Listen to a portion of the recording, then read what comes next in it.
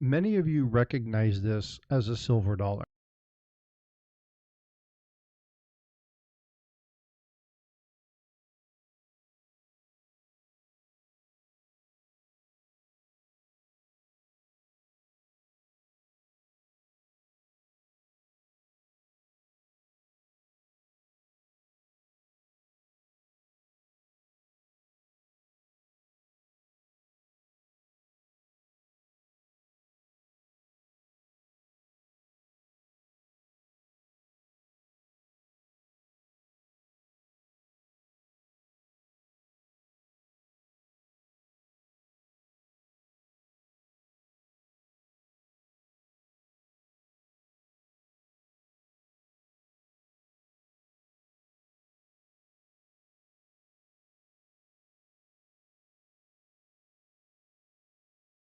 You know, it'd be really nice to have unmuted myself when I started this. Thank you so much for coming in.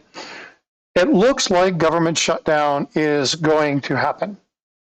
And I have a number of friends who are in a situation where they're like, Frosty, help me understand what's going on.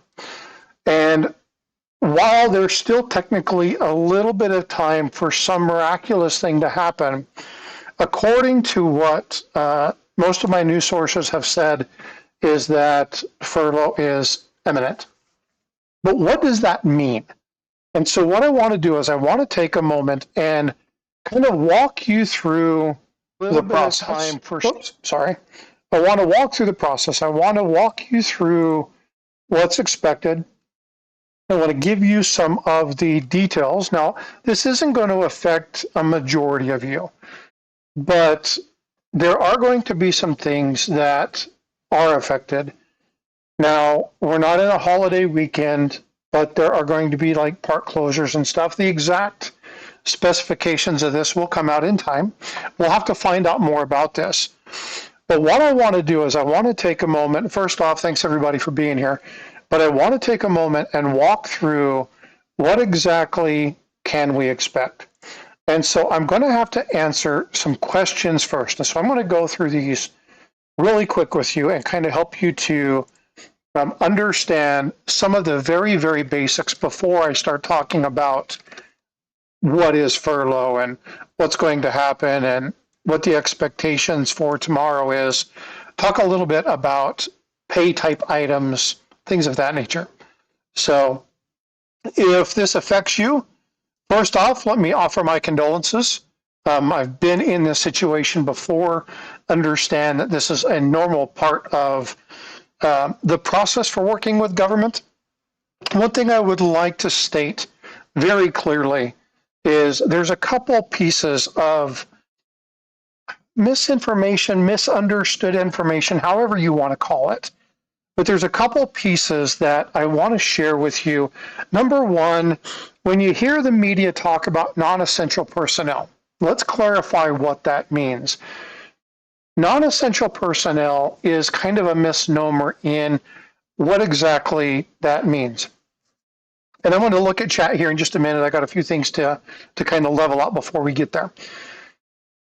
Non-essential personnel doesn't mean that we don't need them, that they're just extra people running around, okay?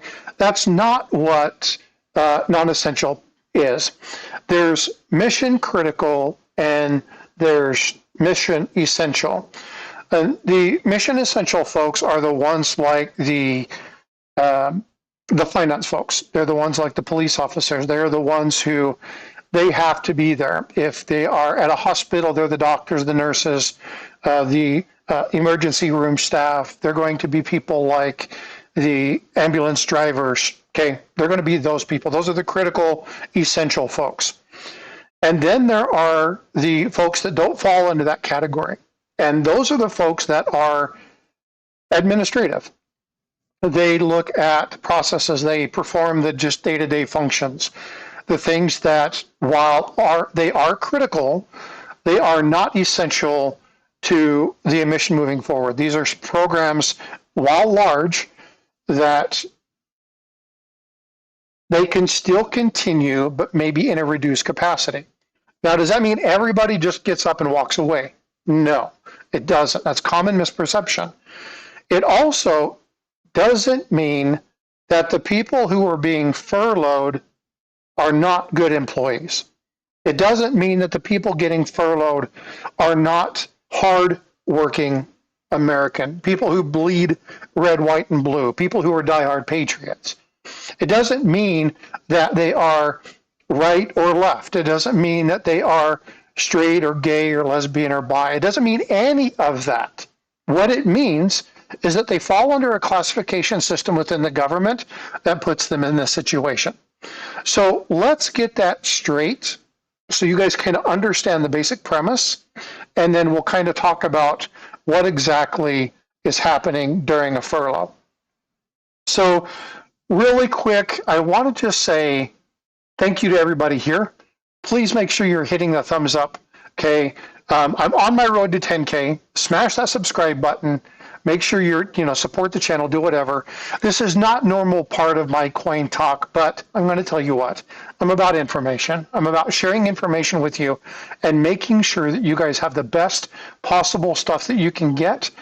And again, is there biased? Well, I try not to be biased. Sometimes I can be, but I really try to just give you the down and dirty truth. So here is, according to the Office of Personnel and Management, OPM, there is Raspberry Hedgehog. Thanks so much for being a subscriber. I definitely appreciate you.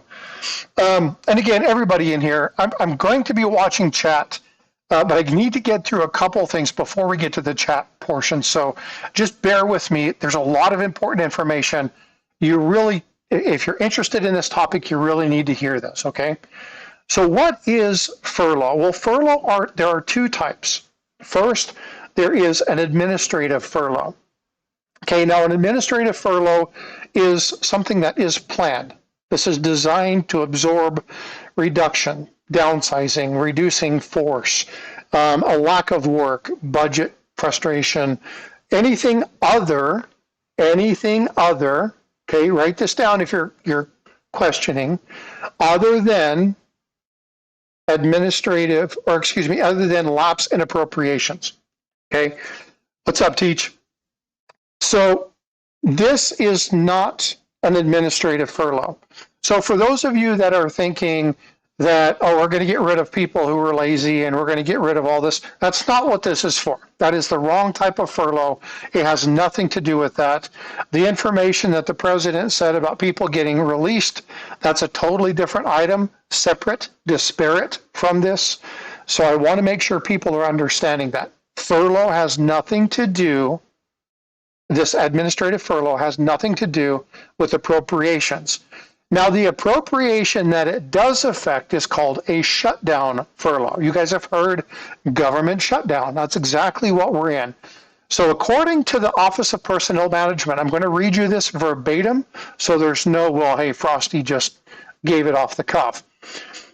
The guidance applies to activities that are funded by annual appropriations. This means budget, okay? That's what this is talking about. There may be alternate funding sources, and as a result, they're not directly funded by the lap of annual appropriations. Ladies and gentlemen, the Department of Veteran Affairs is one of these, okay?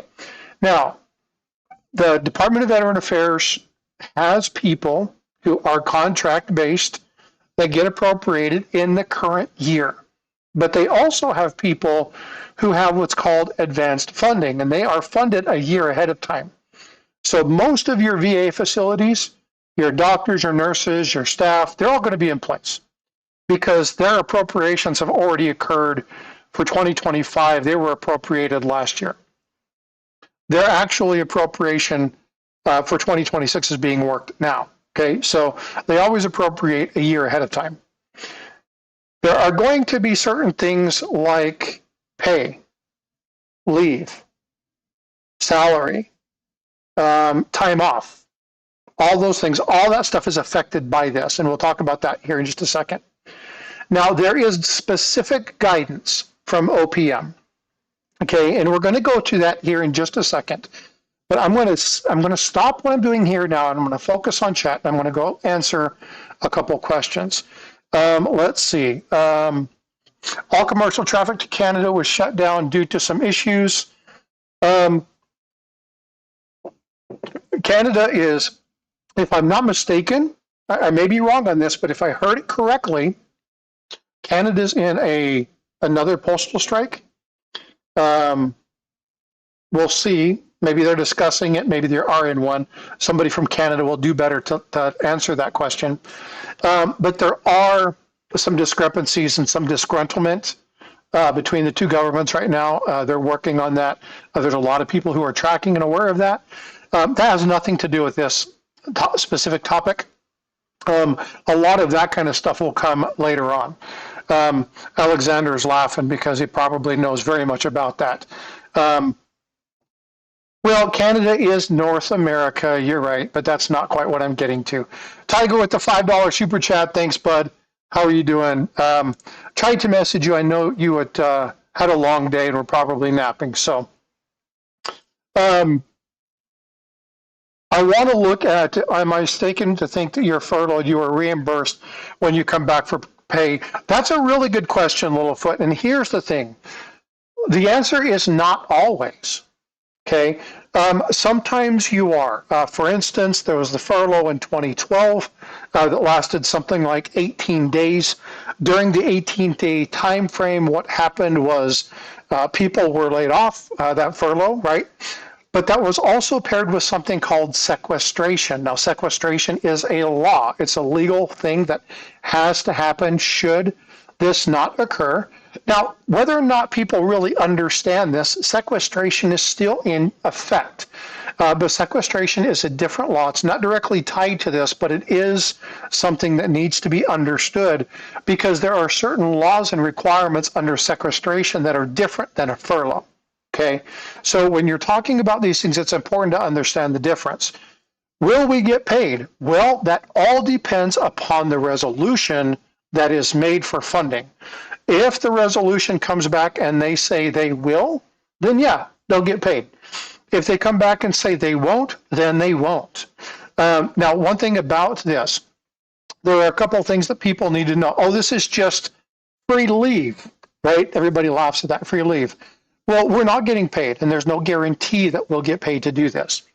Another thing is, well, you know what? If there's stuff to do, they can just call you and get the answer, right? The answer is an unequivocally strong legal no. Under no way, shape, or form is a government employee on furlough allowed to work. They cannot take phone calls. They cannot send emails. They cannot log into their accounts. They can't dial into their servers. They can't take a telephone call answering somebody else who's not on furlough, i.e. maybe contract staff or one of those mission essential staff that I mentioned earlier.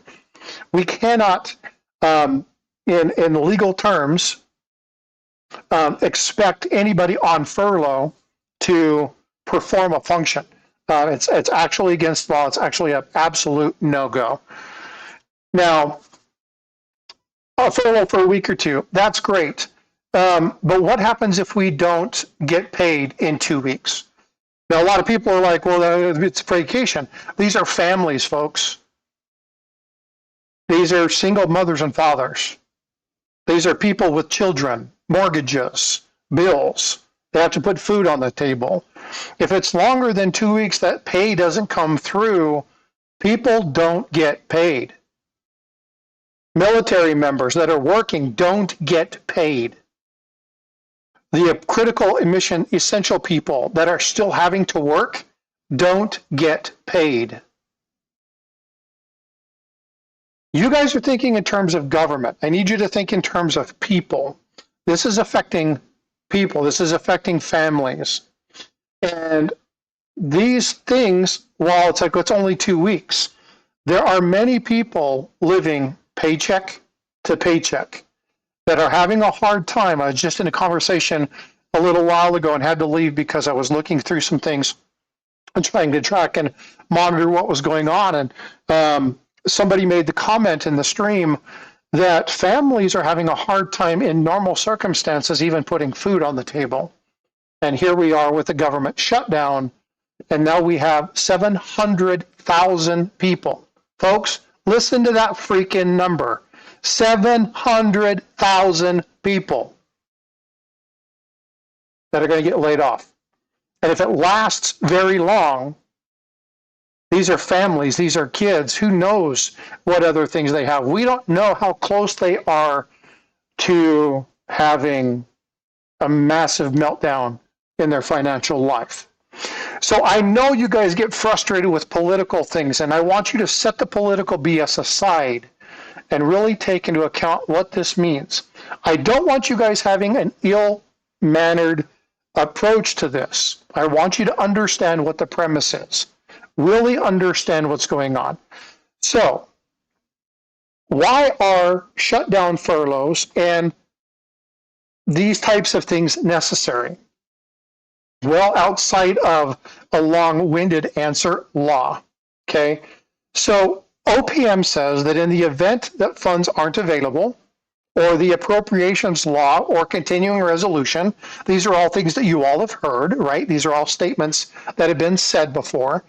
Then it's a requirement that a shutdown furlough happens to occur. It's necessary when the agency no longer has the funds to operate, just like any other legitimate business, right? If your business doesn't have money to operate, you as the owner will work and you won't get paid, but all your other staff gets laid off, right? It's no different. The government is required to do the same basic principles.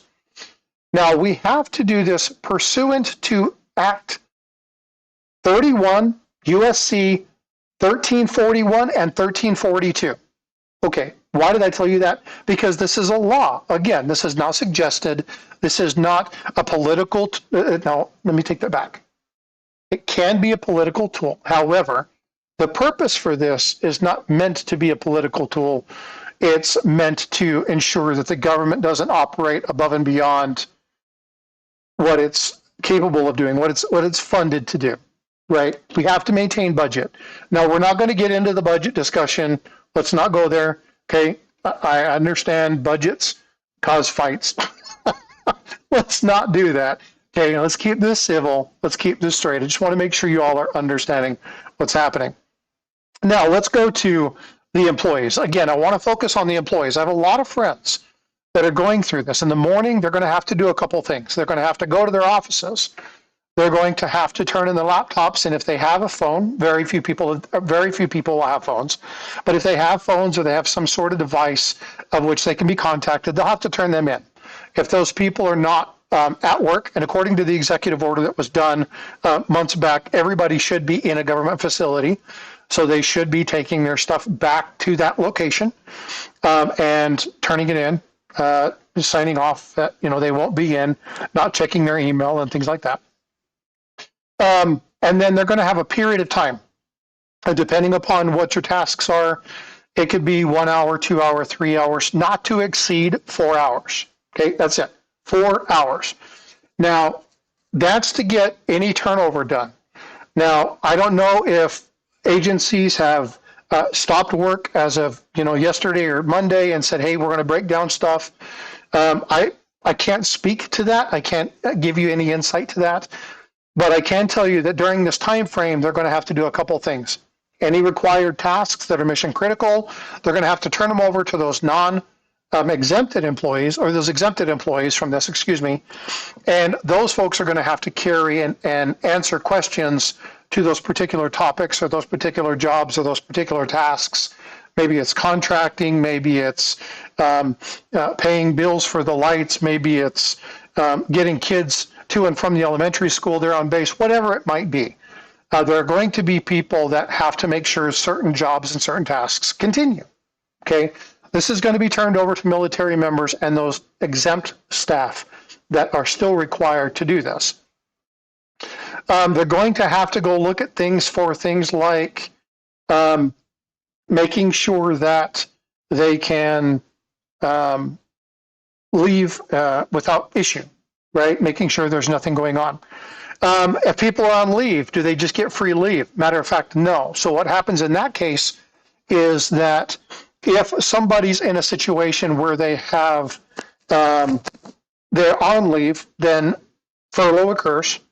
They are taken off of leave status. They are put onto furlough status. Now, when you're on furlough status, there's a couple of things that happens. You don't accrue PTO. You don't accrue leave time.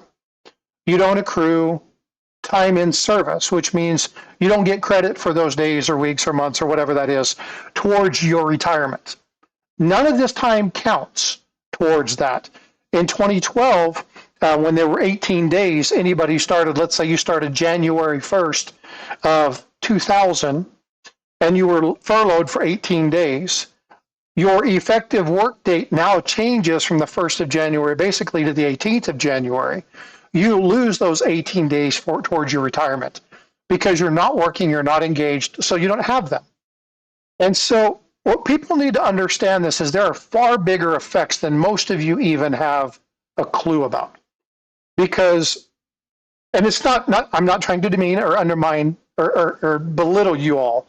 It's just one of those things that a lot of people have a total misconception about what furlough is. And it's just this, well, they just get to do their thing. It's government, right? They just get to keep working and have their whatever. And, if they don't have to work, well, most of them don't work anyway. It's okay. It's just one of these things. And that's not true for a majority of government workers. Okay. A majority of government workers, now there are the exceptions to every rule, right? One bad apple can spoil the lot. But for the majority of people, they're good, hardworking people who are there to do a job. They try to do the best job that they can do. Some people are tasked beyond knowledge, comprehension, the amount of work that they have to do. The level of responsibility in some of these people, you're talking about military members at 21, 22 years old that have multi-million-dollar budgets that they're having to manage. They're having to take up slack for people who do work that are doctors, right? That are managing in a doctorate level position. Now they're having to pick up these tasks because that person was no longer filling that. The level of stress to these people is exorbitant right now. And not just with the people who are being furloughed, but with the people who are having to take up slack. So why am I telling you guys this? Darius, what's up, brother? How are you doing? Good to see you. AKA Chewy Doc. This is a brother from another mother who him and I have worked in the medical field in IT a number of years, worked on some really cool projects together. So great to see you. This man knows a lot about this topic as well. Yeah, this is some bull. Well, again, this is part of becoming a federal employee. These are things that you accept when you sign up on the dotted line to get a job. And so these are risks, right? We know this. But what I want to be clear about is there's a level of effect here. There's something happening. And again, folks, please do me a favor. Hit that like button. Okay, let's get this information out to people. If you guys want to subscribe, you can. I'm not asking you to. I'm only trying to get to 10K, right? Come on, selfless plug. Come on, you guys, smile. Let's keep this a little bit light. But again, the one thing that's really important here is just to make sure we dispel disinformation and misinformation. It's another one. I believe this is my third one. Darius, again, I know a number of people who have gone through a number of these and have just experienced one thing after another. And again, in this community, and I talk about the stacking collector community, the part of the community that I'm in, where we talk about stacking gold, silver, bullion, platinum, that kind of stuff. Where's Neil? Neil, there he is. Osmium. Okay, we got to talk osmium if Neil's in here. But what's important here is a lot of us look at silver and gold, and we have stacking strategies, and we collect this stuff, and we spend money on something that holds value. There are people out there that you guys are investing in the stock market, and you guys are, investing in crypto, and you guys are investing in that thing and protecting your future. But there's a lot of people out there, a lot of people out there who are living paycheck to paycheck, who are living, and I mean dollar to dollar. Folks, I have people all the time come and tell me, I can't stay a membership just because I can't afford the $2 or the $3. And I'm like, hey, you don't have to be a member. Come into the chat, say hi, right? Watch a couple videos. Tell me what you're interested in. Come join in the conversation. Be a part of the community. Plug yourself in. That's all I ask you to do. You don't have to financially support me. Okay, I'm okay. What I want to have happen is I want people to be part of community. I want people to have good information, reliable information, and then come to an area where we can have discussions like this with no BS. Now, I'm not saying there's not any political motive behind my idea of things, because again, we have in independent biases. We have our ideas of things. They're hard to separate, but I do my level best. Because what I want you guys to understand is there's a lot of people hurting right now. And tomorrow morning, there's going to be a lot of people who are scared as shit.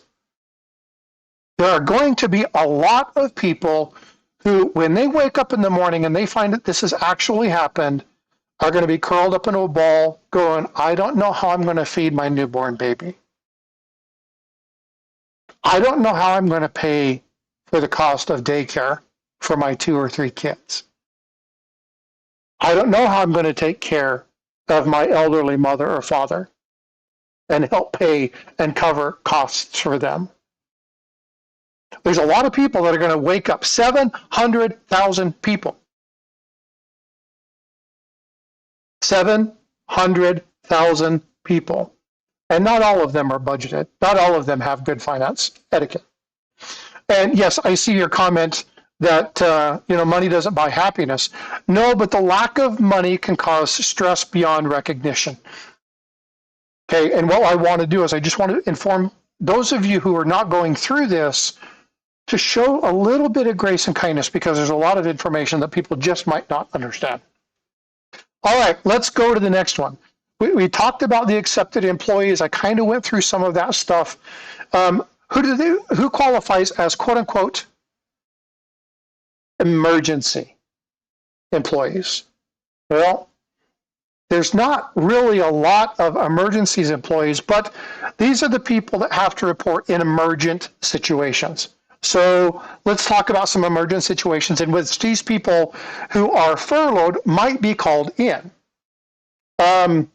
Severe weather, the people who get the snow off the streets and snow off the sidewalks, and clear the pathways for people who are at the senior care center, or the people who are at the hospital who are making sure that there's no ice and no water in the area to prevent patient falls or patient harm, right? These are people that when the elements hit, these are people that we need to make sure there's a couple of them to ensure that we don't have unsafe conditions in a situation or in an environment, okay? We would want to do the same. If you were the owner of a company, you would go in, you would want to shovel your walks, you would want to do that to avoid any potential legal issues. ATC, FAA, yeah, all of those people, right? Those are critical, but when you're talking emergent, you're talking about things like massive structural power failures, massive public interruptions in transportation, situations where we have major issues. This is why we're talking specifically about emergent, okay, emergency people. This is what that's going to, okay? Who are exempt? Well, we talked about the exempt. These are people who normally have those functions that are required to conduct normal operations. Won't go into that anymore. Already talked about that. If you're not exempted and you're not accepted, then what happens? Well, you're on furlough. That's it. You're on furlough. Miles Fitzgerald, thank you so much for becoming a subscriber and announcing. I appreciate it. I really do appreciate the support. It's important we get this information out. And I would love for you guys to do me a favor. Okay, I would love if you learn something and you're like, oh, that makes sense. Oh, I have a better understanding of it. Send this live to somebody later on and have them watch it afterwards. If you have somebody that is going through this and tomorrow morning they wake up and they're like, oh my God, what's going to happen? I don't know what's going on. I don't know where to look. Do me a favor. Send them this. Give them my email, ! email. Give them my information and say, hey, we have questions. I will do what I can to find people and help people plug in. Okay, this is what I do. This is part of my community. Right, and so Now, I can't tell them where to get more funding or how to pay their bills or anything like that. I'm not a financial person. I don't have the authority to do that. But what I can do is I can try to help them get connected to, maybe it's the Office of Personnel Management. Maybe it's, if they're with the Air Force, then maybe it's their first shirt. Maybe it's their person there in the enlisted ranks. If they're part of the officer corps, then I can reach out to that. If they're somebody that's brand new to the area, and there are people who are just coming on site, they just moved to their new location, and now they're getting into this furlough thing. Well, now what the hell do they do? Well, let's connect them to the ombudsman, the wives of all these people, the officers and the commanders. Let's get them plugged in. This is what I want to help people do during this time frame. You're going to still see me talk about coins, but I really want to work on ensuring that the people who are getting stuck on furlough actually have the materials and the resources that they need. People like Chewy Doc, or my buddy here that I work with, Darius, he knows this, right? He knows that I'm a man of my word, and that if I'm going to stand by something, I'm going to try to provide resources. Tomorrow morning, I have an interview. I'm going to be discussing some stuff with a couple different people that are in the service to try and get more information and resources on how they can get help. So if you know people that are going through this stuff and whatever, get them in contact, have them watch that. If they have any questions, we'll get through this. I'm going to go through some additional information, but let them know, okay? Because again, it's about sharing information, not misinformation, not disinformation, not, well, you know, maybe this kind of thing might apply to you. No, I'm going to give you what I know, and if I don't know it, I'm going to tell you I don't know it, okay? How are they going to be notified? This is the big one. Tomorrow morning, people are going to wake up, and they're going to check their phone, and they're going to go, well, crap. Now what do I do? And they're going to call their boss, and they're going to go, what do I do? And their boss is going to say, come in, sign your letter, turn in your information, give us your contact information, and we will let you know as we get more information. We will provide you updates. Watch the news, right? And so there's going to be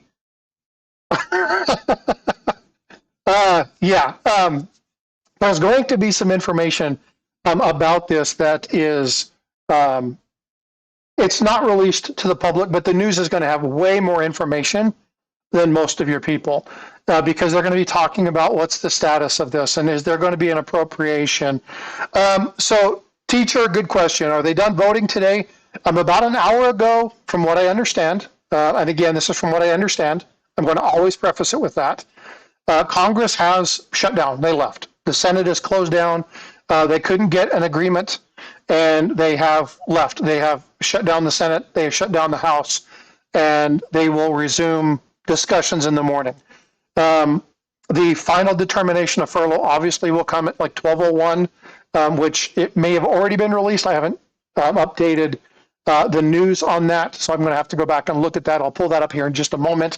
You guys are at a computer or at a phone, swipe up and check and see if they've announced that it actually is going forward. It's 12:12 there on the East Coast, so the announcement should have already been made. But from what I understood, Congress shut down, and as far as I'm aware, it's imminent. Let's see. Let's go back into the guidance and talk about the next one. If you are a presidential appointee, this doesn't happen with very many people. If you're appointed by the president without Senate confirmation, or if you're not covered under USC 5, Chapter 63, then you'll be furloughed. Oh, no, I take that back. I said that wrong. Let me read that over again. Individuals appointed by the president with or without Senate confirmation who are not covered by the leave system are not subject to furlough. So those political appointees that are not listed under 5 USC Chapter 63 are not subject to furlough. How many people is that? Don't have a clue. I'm sure this is probably the president's cabinet, those types of people, but I can't confirm that because I don't have a full listing of those people. I know there's going to be things like legal counsel, Department of Justice, the anti-deficiency group, budgetary people, those kind of things are all going to be working, because that's all work that has to continue. And you can't just let all your attorneys go away and not be monitoring and tracking stuff. What's up, Plumber? Good to see you. Yeah, shutdown confirmed. Okay, thanks, Darius. Much appreciated. It was looming, pretty evident. When I got the notification that Senate had adjourned, I knew exactly what was going on. Oh, hey, Plumber, by the way, I was doing a conversation regarding Morgan silver dollars and hoards. And it's like, well, people consider hoards different things. And I believe it was you that found the PVC pipe full of them under somebody's thing. So I utilized that example. I just wanted to let you know I still call you out every once in a while. So it's good seeing you in chat. Vote for Pedro. What's up, brother? Good to see you. Thank you so much for being here. All right, so let's get past this political appointee stuff, because it doesn't really affect the common person. And let's get to schedules. And this is where it's going to be. So it is shut down as in you will no longer have a government. Oh, that is a great question. So the answer is no, the government still exists. It's still functioning. There are segments of the government that are open to this. There are segments of the government that are going to have affected, or that are affected by this, but it won't be every branch. Now, one thing that Teacher asked a little while ago, and Teacher, I apologize for not answering. I'm sure that was another intelligent person. I can't remember who it was. Yeah, no problem, Raspberry. It's a great question. Government in some form or fashion will continue. There will still be an executive branch. There will still be a legislative branch. There will still be the judicial branch. The highest functioning of government, the lawmaking, all of that kind of stuff, that continues. And so in that capacity, government is still present and strong, okay? The military is still in place. Now, the military is not getting paid, but they're the military. They are performing an essential function for our nation. They are still in place. And in fact, as I said earlier, the military are the ones picking up the slack in most cases for the 700,000 people that are being put down on this furlough situation that's happening. I didn't mean to say put down and then take a breath, but put down in this, they're on furlough. That was a really good question. That's a really good way to ask that. So, Raspberry, I appreciate you. Plumber Stacker, the only non-essential government employee. And again, I hate the term non-essential government employee. I utilize critical, or mission essential, or mission critical, or non-mission critical, or mission non-critical, because that is a little bit better way to explain exactly what's happening with these particular items. And so when you look at those items, when you look at what we mean by essential, it's a really bad term, and it puts a bad taste not only in the public's mouth, but it also talks about how it makes the hard worker, and there's a lot of hard-working government people, folks, a lot of hard-working government people. And to tell them that they're not essential, it's a really big backhanded slap to their face. These are people in many cases that have put numbers of years. I got, again, my buddy in here, Darius, who knows the situation firsthand. He's been furloughed a number of times and talking about it. And it's one of those things that it's a stressful time. You know, people are like, well, you just got 2 weeks off. I mean, why wouldn't this? Well, the problem is that, again, there's no guarantee these people will get reimbursed for this. It has happened in some cases, and in other cases, they weren't reimbursed. And so it's not a given. So that's exactly right, Darius. That's a great way of saying it. Everybody's essential in some way or shape. Now, David Knott, this is a really good thing, and this is one of the reasons that I'm having this conversation tonight. They should stick to essential functions and get their nose out of everything else. But here's the problem, okay? So I'm going to utilize myself as an example. And this is only an example, but I'm going to use it in the term of what I do for my normal day-to-day function. Okay, so this is something that, as I reference this, I want people to understand. Hold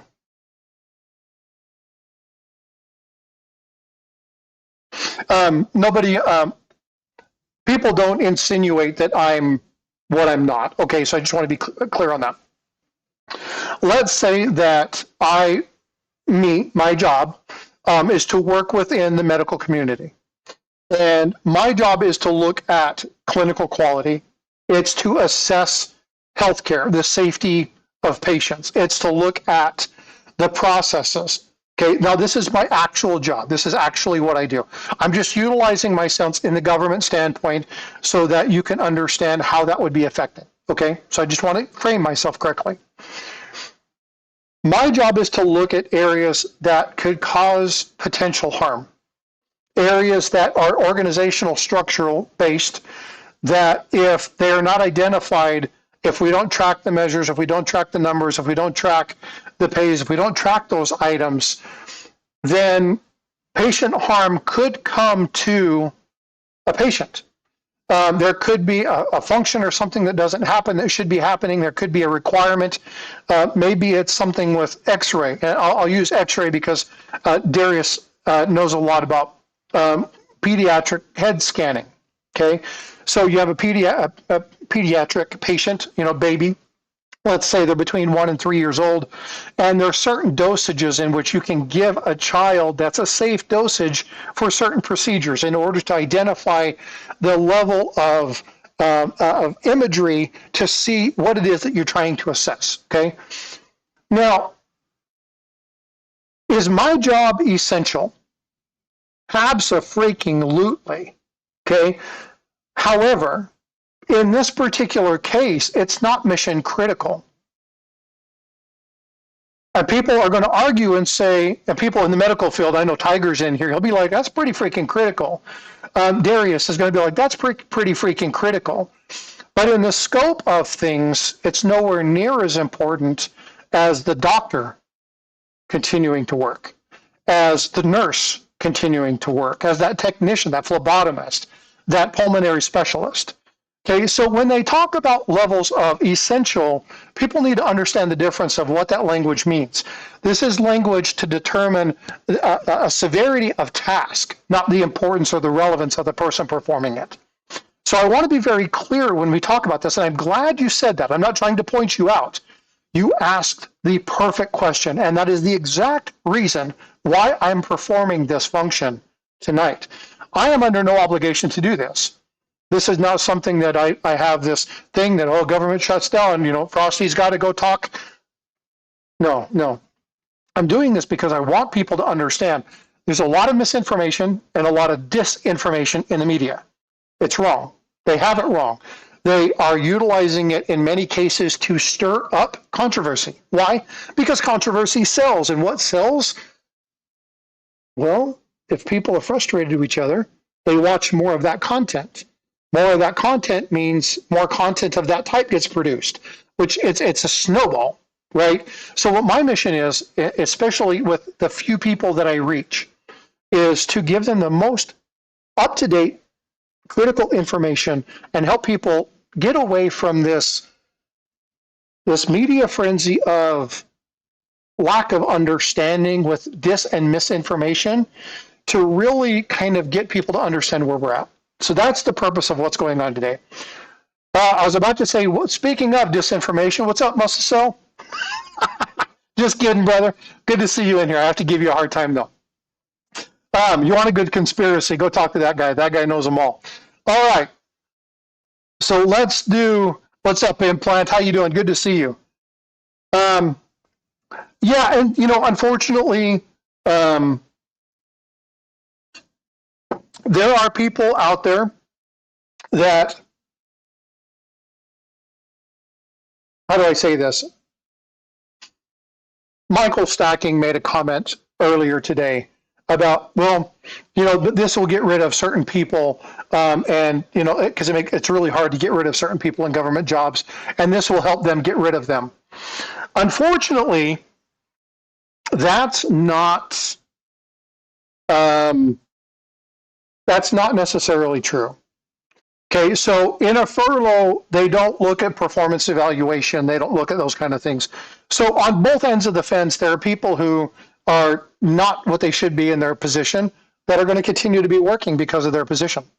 On the other end of things, there are people who are so good at looking at information that is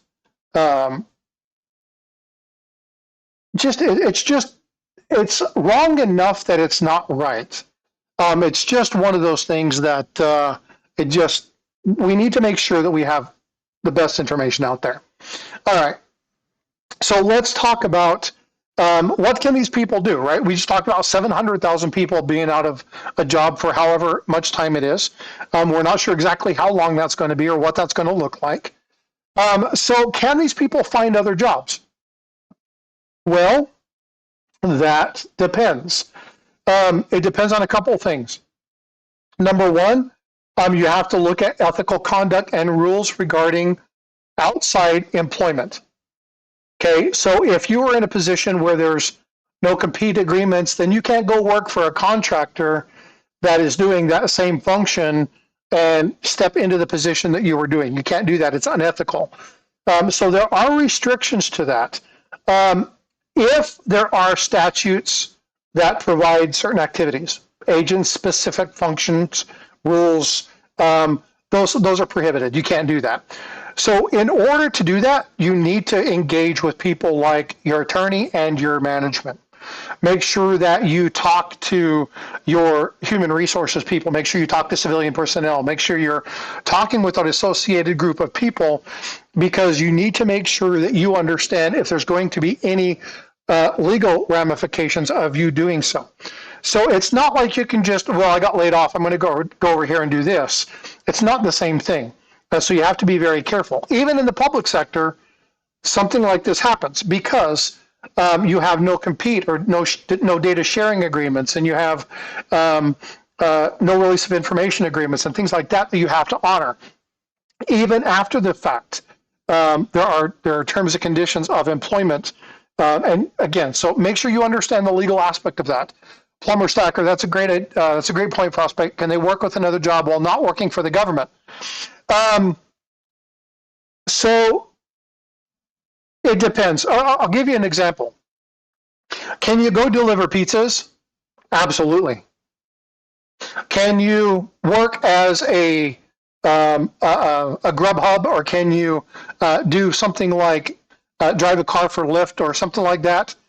As long as it doesn't interfere with your ability to function, it's not going to put you in an unnecessary level of danger. There's a certain thing when you sign up and you say, I defend to protect against all enemies, foreign and domestic, and basically it's like I promise not to do stupid crap while I work for the government. People do it anyway. They shouldn't, and you can get legally held liable for it.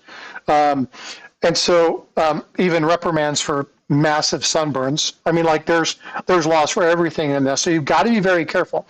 But as long as it doesn't violate that tenet, if you can do it after hours, then you can do it while on furlough. Not a problem.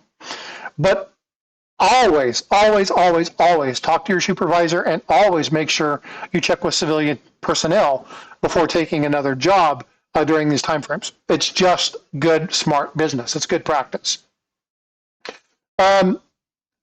Based off of the numbers that are hour to work, there are two types of alternate work schedules.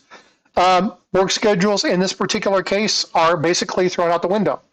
For those people that are still functioning, they have to work maybe within a given time frame. So maybe they're on an alternate schedule. So maybe they work 4 days, 4 10-hour days, and they get the other time off, whatever that might be. I don't know what everybody's is. So if they have something specific that's been agreed upon, they might be able to honor that, but they might get moved to another schedule because of coverage. And so that might depend. I won't be able to tell that. That's going to be a case-by-case situation. That's going to be between you and your management, or you and your leadership staff. If you're, in direct line with the military, then you're going to have to go check with your commander or your vice commander. If you're enlisted, go check with your first shirt or your superintendent or somebody like that and get those answers, because I can't give those to you. This shouldn't affect USPS much. No, it shouldn't. But I did hear something that Federal Express and United Parcel Service were merging. Have you guys heard that? They're going to name the company Fed Up. Sorry, got to have a little bit of joke and a little bit of fun in this conversation. Some of this is pretty stressful. All right, let's see. Let's get to some other questions. Pay. Oh, this is a fun one. Will employees performing accepted work be paid for such?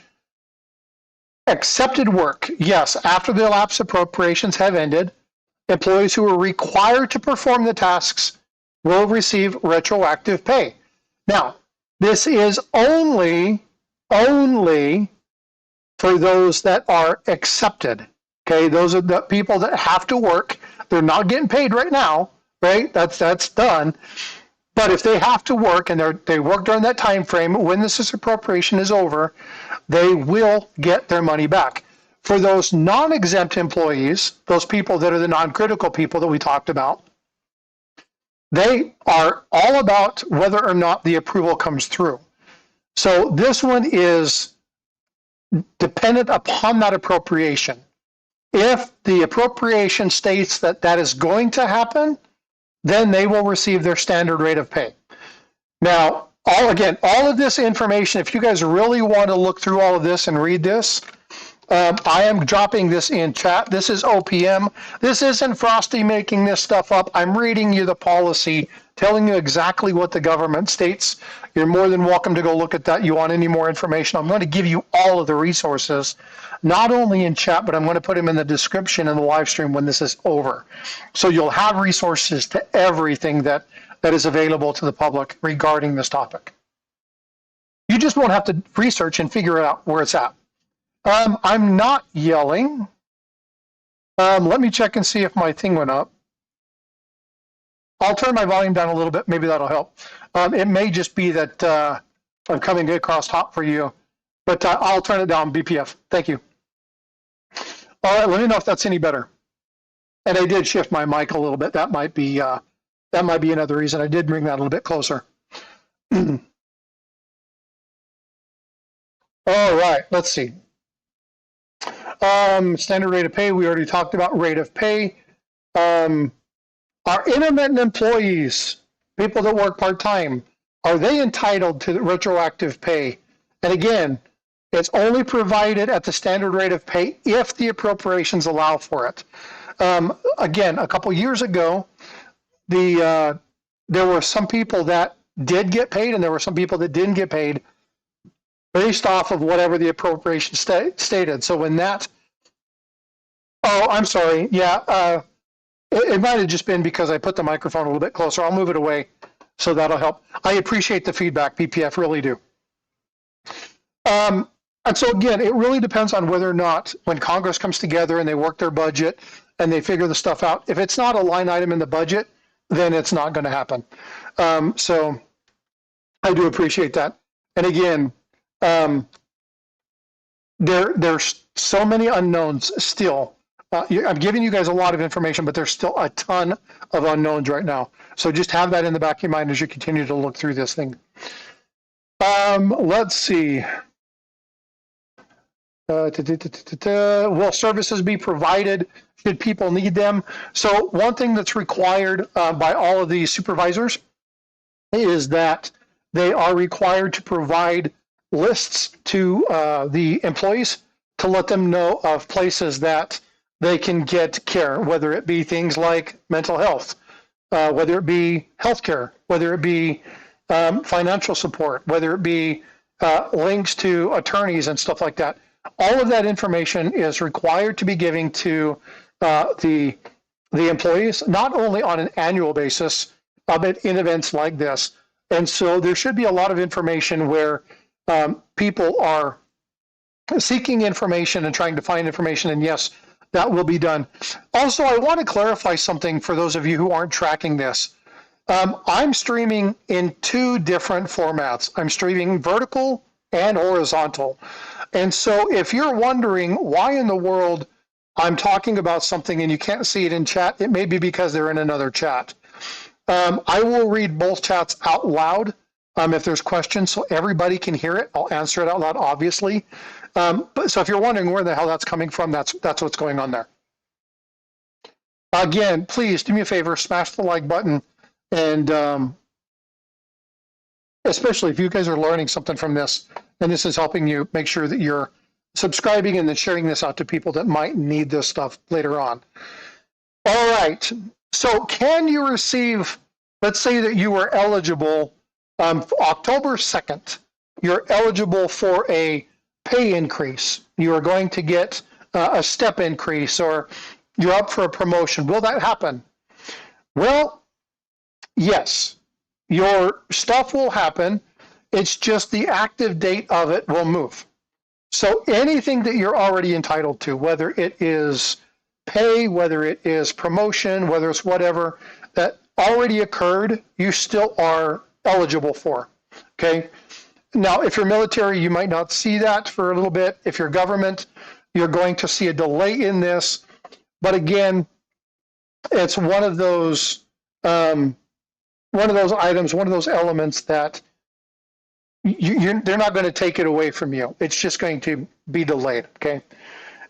Senior executive service, we won't talk about that because I don't know about that. We went over general stuff. Let's go over leave and paid time off. Can I take leave during furlough, paid time leave? And the answer is no, you can't. So when you are leave and you are furloughed, you are taken off of leave status and put onto furlough status. Now, that is constitutional, okay? The Anti-Deficiency Act does not allow authorization of any expenditure before an appropriation is made, which means if you were on leave and you're getting paid, you have to be taken off of leave because they cannot pay you because there is no appropriation for your pay, okay? And so that is something that's extremely important. Now, again, I said this at the very beginning, but if you missed it, it's important because there can be no work by the person who's furloughed. They cannot check their text messages on a government device. Matter of fact, they're supposed to be turning them in to the place they go.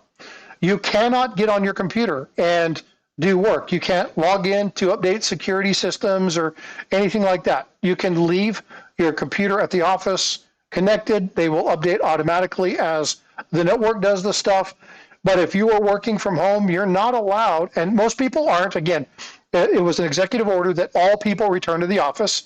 There are some exceptions, and these exceptions have to do with physical disabilities or things of that nature that require people to work from home, or maybe they appointed a person because of a specialty that lives in a certain area and they have to cover that area. So there are some exceptions, not very many, very, very, very, very few. A lot of people think there's a lot more. There's not. The executive order from POTUS changed that and said you all are going back.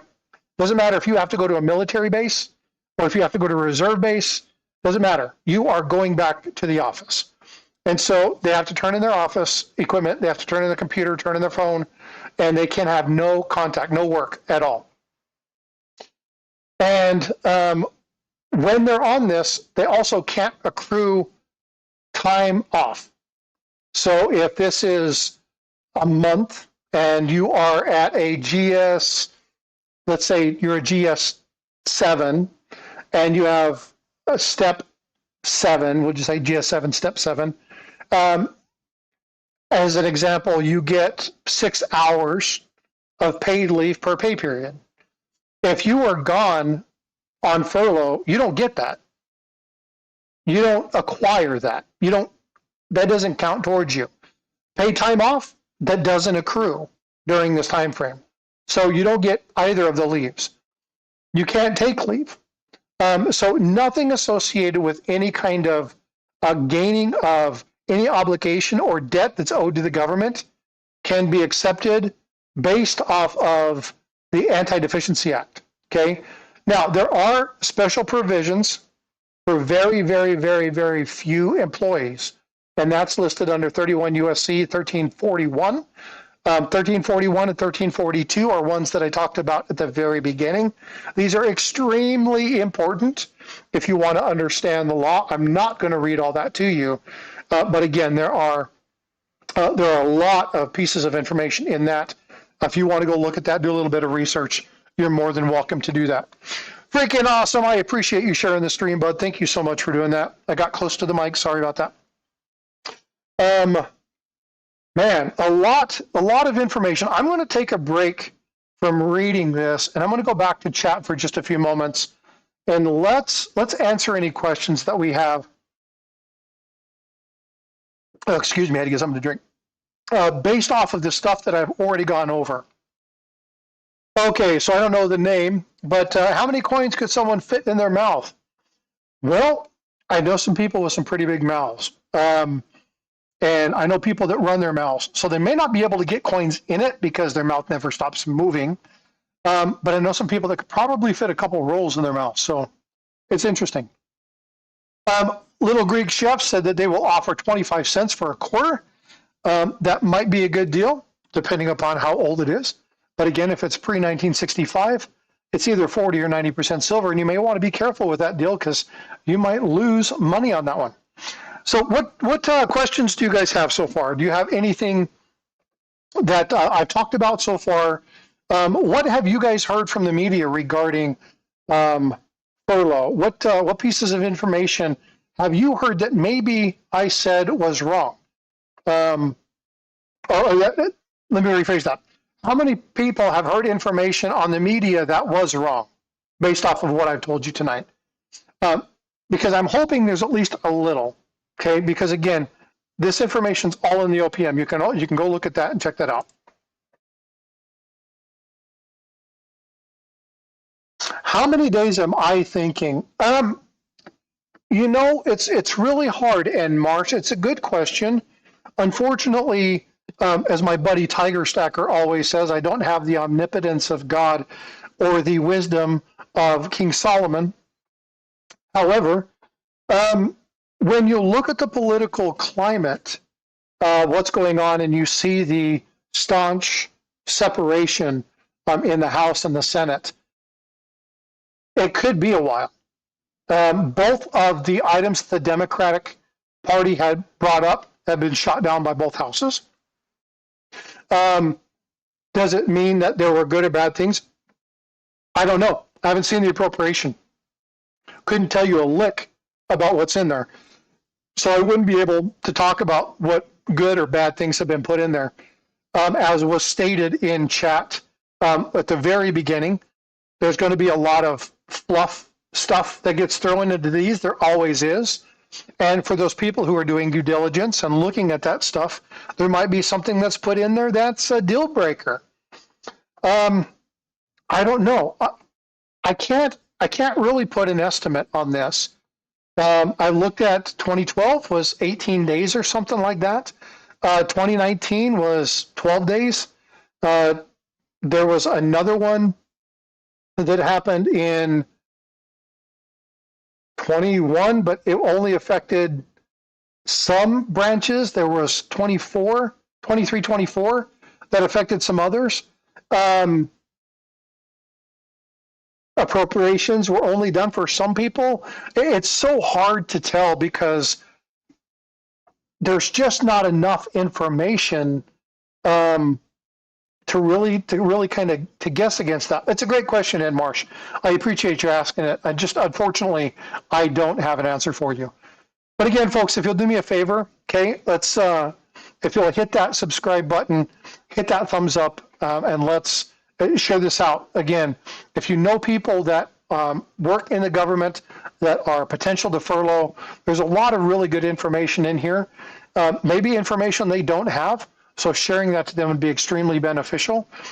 And again, it's just really important to stop the disinformation that's being given. And I want to make sure that people really understand what's going on. All right, let's talk about another one for that. This is, I'll give you a nickel for that. I'm sure he's talking about the quarter. Let's talk about the Department of Labor, because one of the questions that I had at the very beginning, and I didn't touch it because I want to get it through the rest of this, is can federal employees receive unemployment compensation?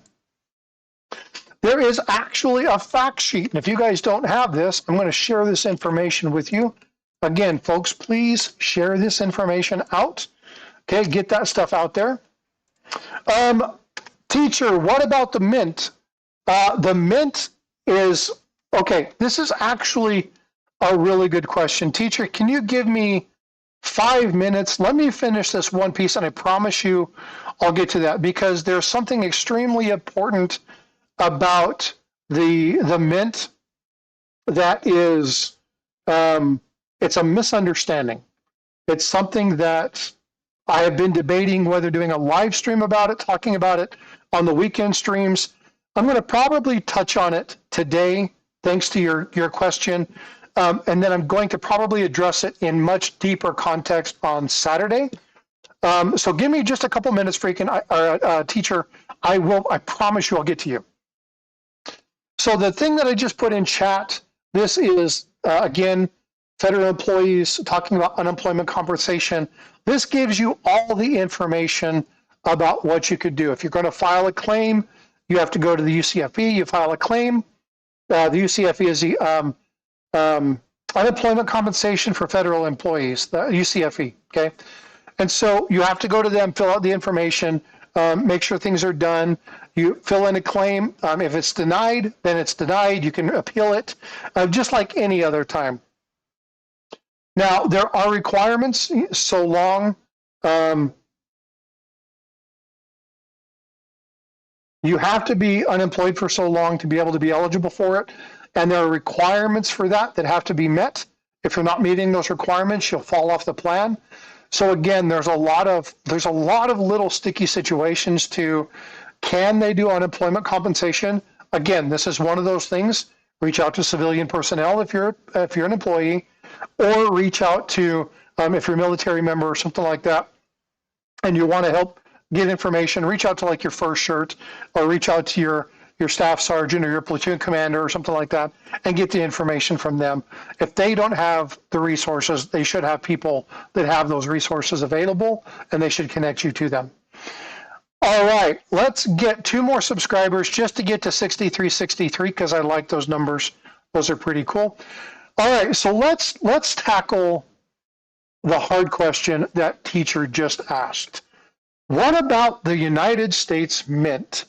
The United States Mint is not funded by United States tax dollars. How many people knew that? Put a 1 in chat if you knew that. The United States Mint is not funded by US tax dollars. Put a 1 in chat if you knew that. If you didn't, put a 2 in chat. I want to get an assessment of what people, hey, what's up, Starboy? Good to see you. I like the comment emojis. There's some really good comment activity coming up in the next couple of years. So I like that. Because there's a misnomer about the United States Mint and how the Mint functions. And there's something on, teacher didn't know about it. Okay, perfect, right? It becomes an education session. This is awesome. Michael Wells, the currency in circulation counterfeit accounted as debt, right? I can't answer that question. I would say the answer is yes, but I can't answer that question. You need a financial expert.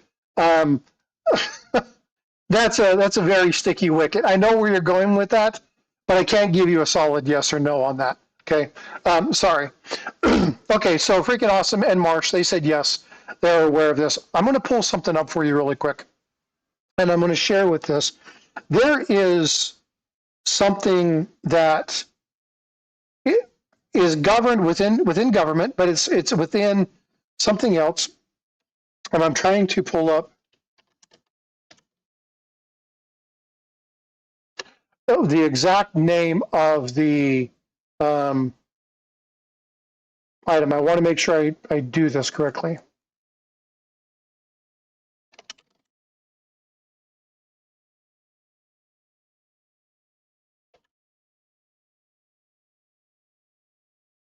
I need to type in this URL. I have to get the name of it correct. Okay. The item that the United States Mint is funded under is called the Public Enterprise Fund. Now, this started in 1996.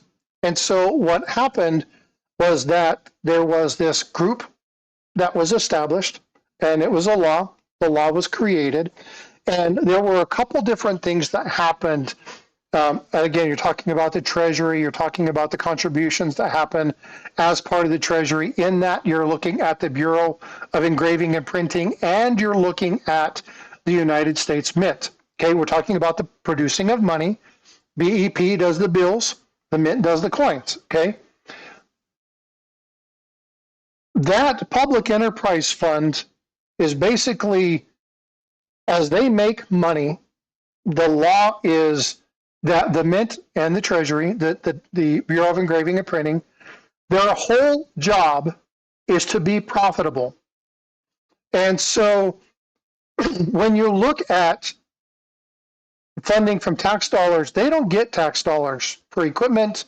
They don't get tax dollars to buy the gold. They don't get tax dollars to buy the silver. They don't get tax dollars to pay their employees. They have a revenue stream that is built within this appropriation, this public enterprise fund. And every year when they do their sales of the bullion coins or the circulation coins, and again, remember, we buy our money. How many people know that? We buy our money. Sometimes it's a loss, sometimes it's not. But it's not paid for by tax dollars. And the reason it's not paid for by tax dollars is because when they have an overage of that money then goes back into that public fund. Okay, so the U.S. Mint doesn't get to keep it. The U.S. Mint isn't getting rich. The Bureau of Engraving and Printing isn't getting rich. That's not what this is about. They don't track that. They don't do that. And so, are they going to be affected during this time frame? No, absolutely not. There's no appropriation for it. There's no tax dollars for it. They are separated by a totally different entity. So when you're talking about the areas that are affected by furlough, you really have to understand that it's not all government. It's not all facets of government, and it's not all segments or sectors. Okay, so it becomes very complex, and this is why I'm not going to get into the nitty-gritty of what sectors are affected by this. There's a whole legal, political slew of things that go on there. I can't go into it without really understanding the appropriation, what's written, what's not written, what's been proposed, what's not been proposed, and I just don't have that information. I just don't have it available. But teacher, I appreciate the question. Hopefully that taught you something. Hopefully now you kind of understand of what it is that you, about the Mint that you didn't know before. So hopefully you're learning something. To get off the center of a Tootsie Pop. Oh, how many licks does it take to get to? I love that commercial. 1, 2, 3. Let's see. My knowledge of government operations, unemployment, and oh, nice, Michael Wells. Outstanding. Yeah, so again, I don't have enough information on the unemployment thing. And again, anytime you have questions, if you are a government employee or you're the spouse or a significant other of a government employee, and you just want to know more information, that's what the intent of this is. I'm not going to get into the huge legal aspects of this because, number one, I don't want to be responsible for giving out mis or disinformation. I want to give you what I'm aware of, what I understand, and be able to assist in that condition. All right, if an employee is scheduled to take unpaid leave, we already talked about this. What about FMLA? Well, that depends.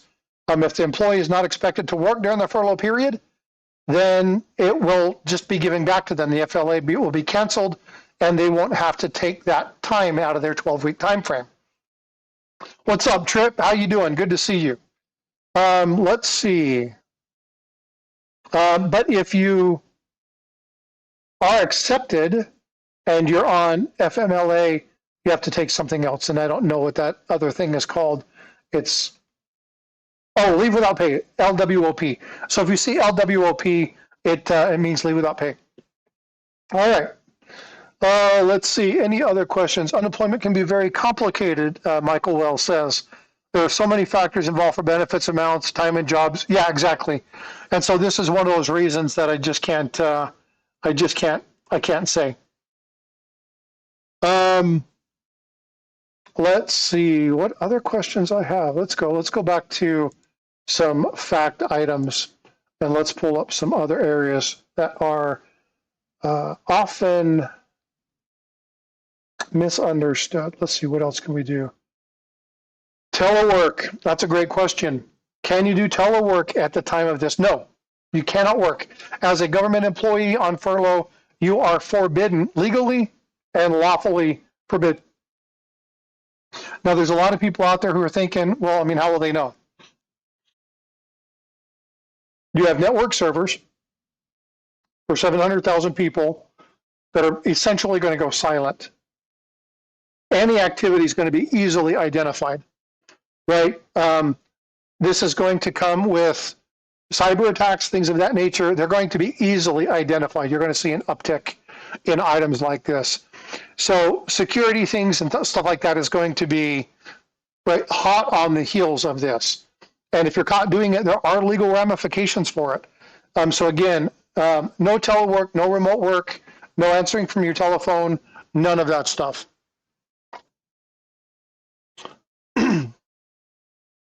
Great question. Let's see. Retroactive paychecks. There's a whole bunch of other stuff.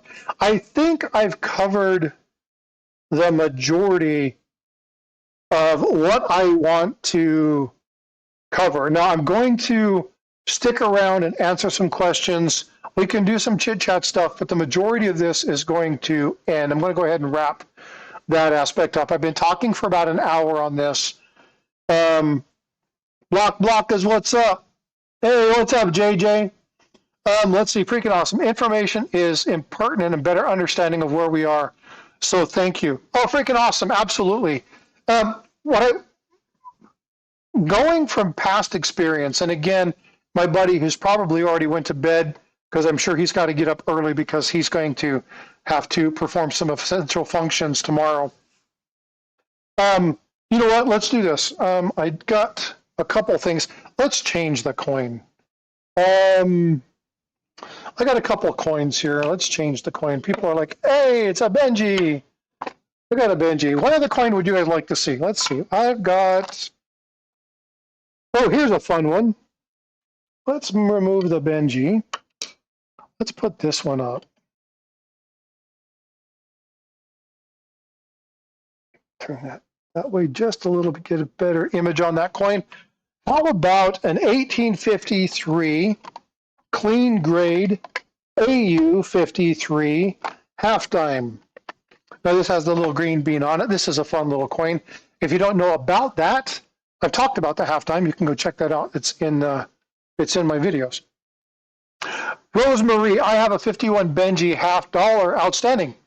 They are really cool. I love Benjis. A lot of great history to them.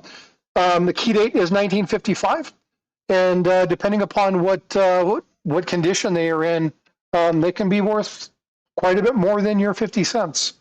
You also have a 1900 Walker dollar. A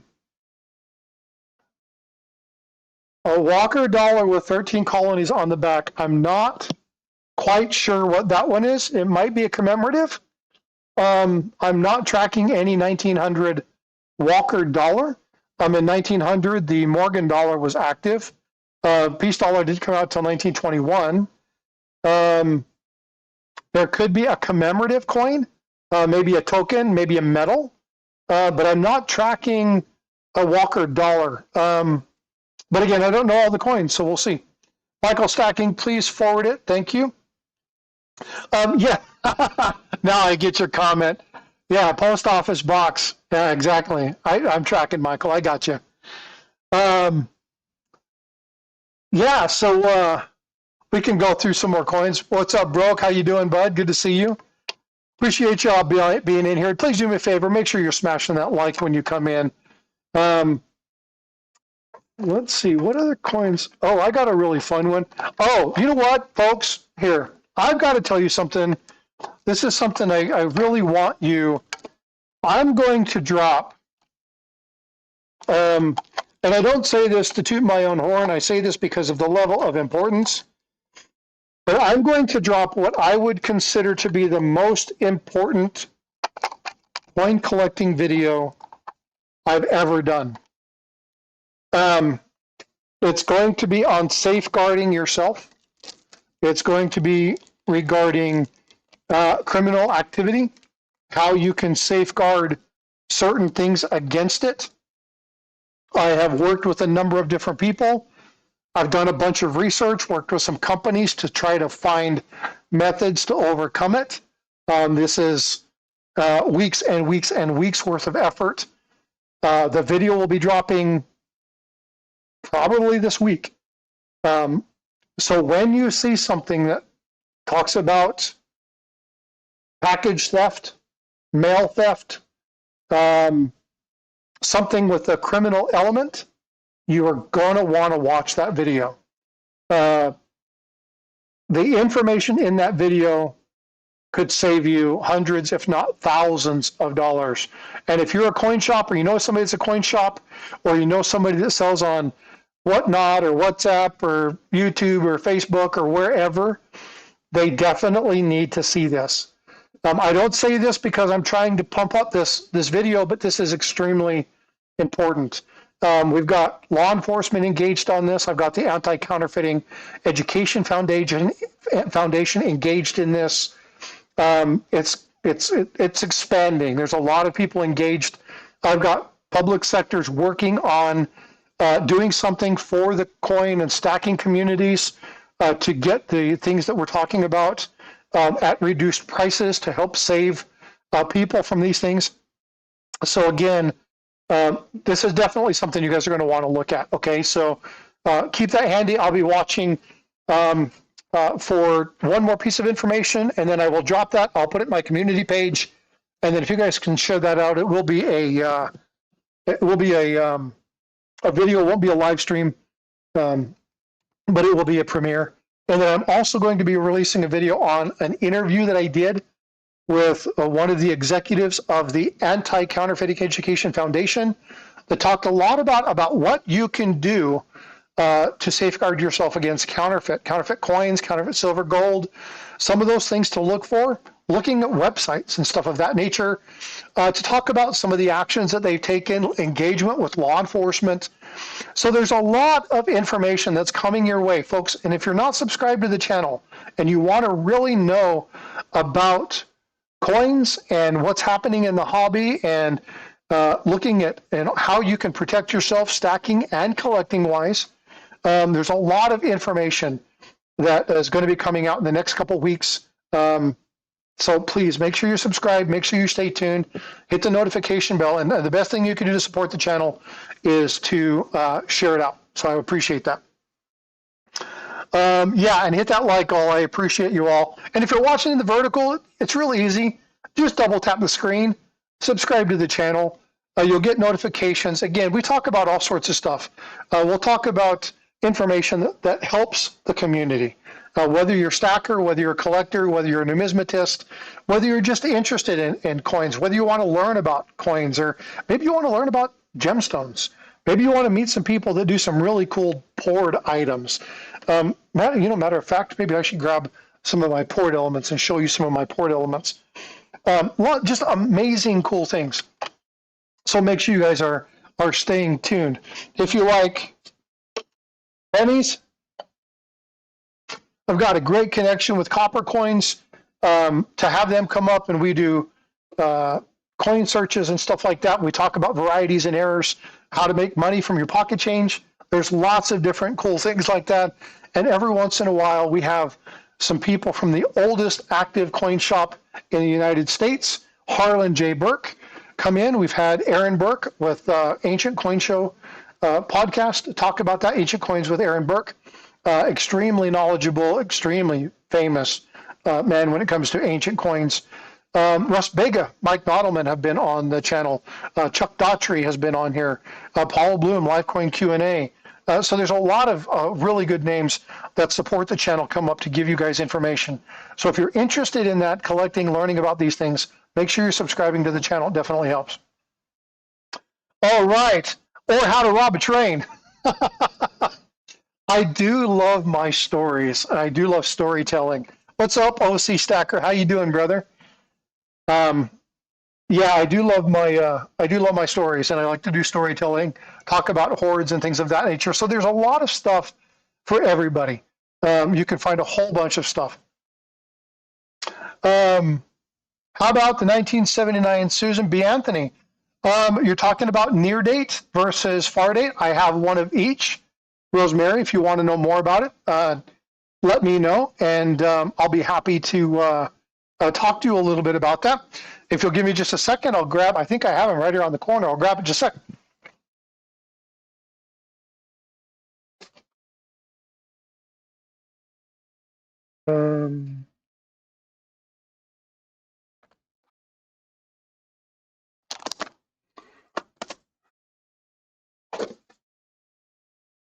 Nope. Matter of fact, I don't have them with me. I don't have that book with me. 1979 Susan B. Anthony. There is a near date, and there a narrow rim and a wide rim. It's kind of easy to identify if you have a loop, because the date is almost touching the rim. And so if you want to look at the difference, I can get you an example. You'll obviously subscribe to the channel. So what I'll do is when I'm done here, I will put a near date, near rim versus wide rim example on my community page. You can go look at it. You'll have a really good example of what those look like, and you'll be able to adjust from that. Let's see. What do you think about buying fractional gold right now? Cartier silver, that's a great question. It kind of goes with the short that I did earlier about the price of silver. What are your goals? Are you going to buy? Are you going to sell? Are you going to hold? What are you going to do with that? The fractionals, that's another thing. Here's my thought on fractional, okay? If it's all you can afford, do it. Put money aside and do it. But I would recommend not buying the grams. I would recommend buying them in 10th ounce or bigger. The reason for that is when you talk about 1 gram, 1/2 gram, 1/20th of a gram, 1/100th of a gram, yeah, they're $40, they're affordable, but now you're looking at massive premiums. And so if you do basic math, and if Tiger's still in here, he's going to laugh at me because Frosty's talking basic math, and I tell him all the time, don't talk basic math, people hate it. But if it's $50 for a 1/2 gram, that means it's $100 for a gram. And how many grams are in a troy ounce?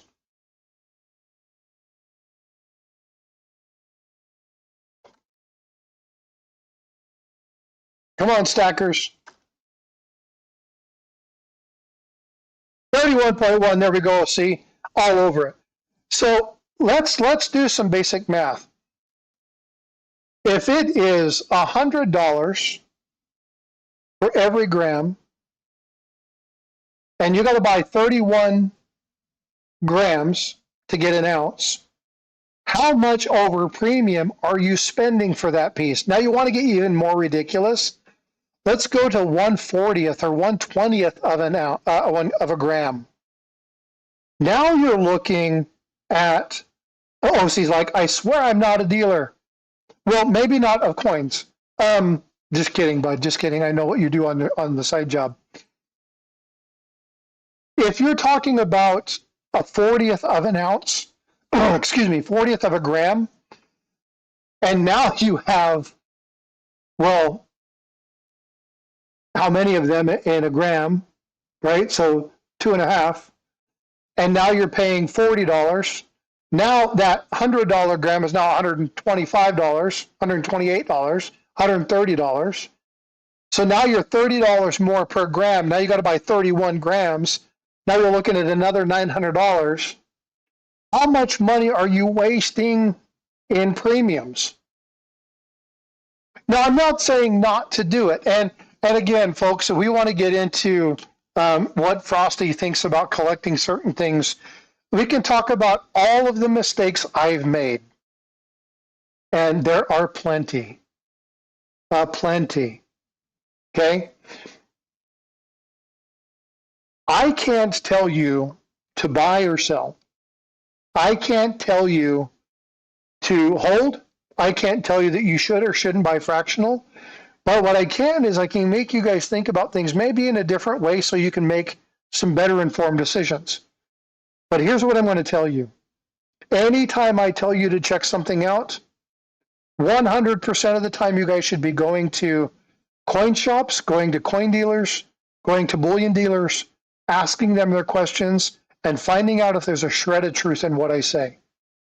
Not because I'm trying to spit out anything but truth, but my point is that I don't ever want to be your sole source of information.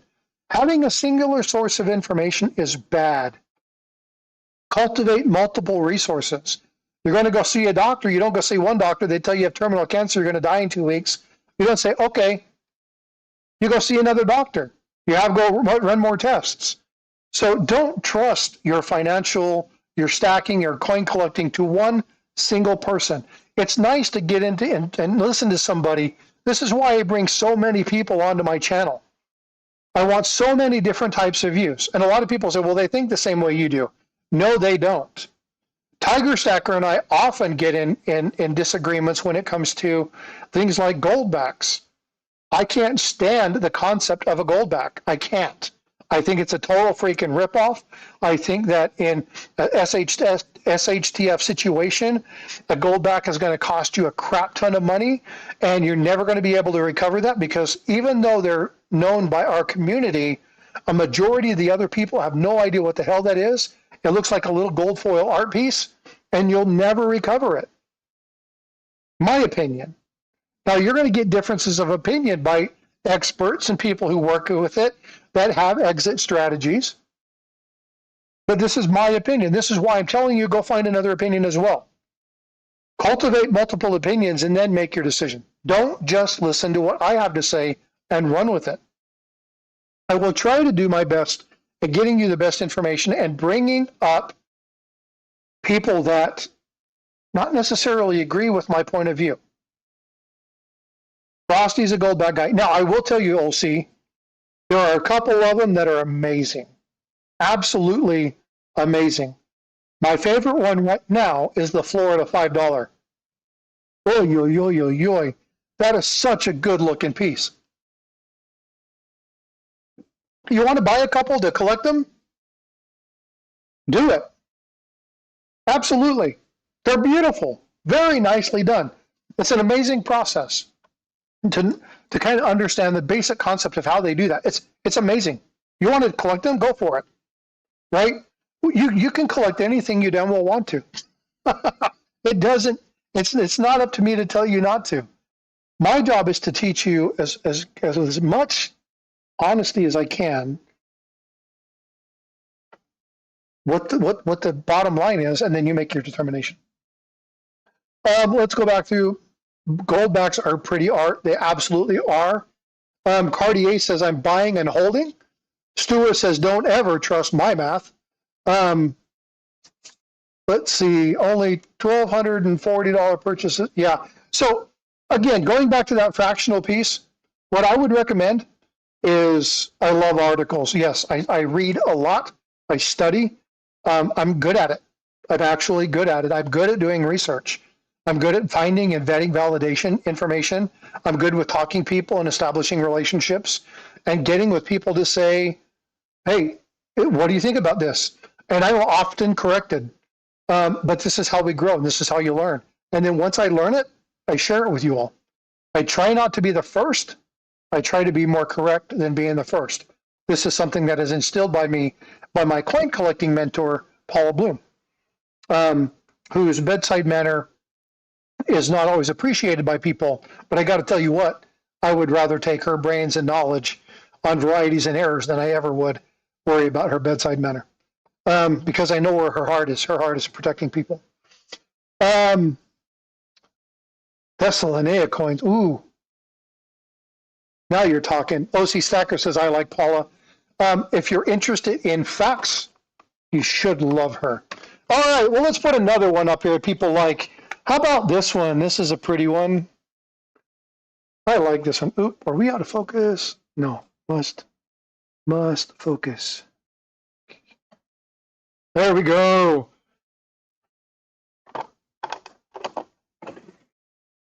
Full bell lines. I love the full bell, or the full bands.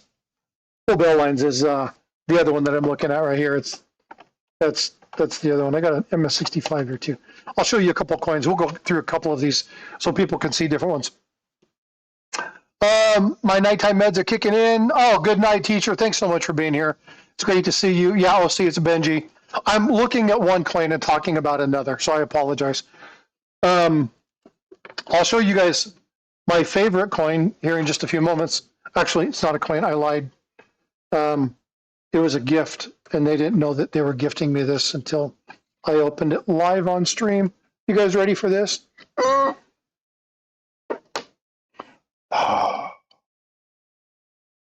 Now, she's a beauty, Clark. She's a beauty.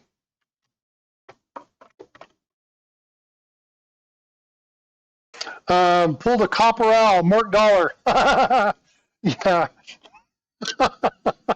I'm going to tell him you said that because that's funny as hell. Please forward the full band, Mark, to. Yeah, so for those of you who are not tracking, Michael Stacking showed a coin, a Morgan dollar, and I was like, please forward address to P.O. Box. So he's giving me a lot of grief. Hey, I got to 6363. It's always good to see numbers like that. I appreciate those of you who are subscribing. I appreciate all the support. Great, Scott, what's going on, brother? It's good to see you. Bifrost. I'm surprised Bifrost hasn't popped in, matter of fact. Bifrost just sent me jewels. Ooh, nice. I get 2 jewels. I'm going to nickname them the family. Just kidding. All right, let's see what we got in here. Cardi, I got several of them, plus Roman coins, ancient artifacts, as well as Roman and Egyptian. You know, that's one thing I don't have, but maybe 1 or 2 of. I don't have very many ancient coins. I love the history of them. I just don't know enough about them, and they're scary.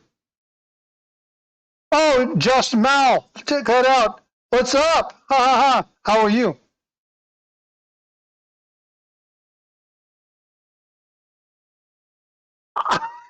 I totally missed the name. So, oh, that is insane. Sorry, sweetheart. So you guys know Bifrost. She just popped in as Just Mal. She's in a different account. That's funny. I totally didn't catch that. Hi, sweetie. So let me go back to today's topic. One thing that's very important in this, and my daughter's here, but this is Bifrost.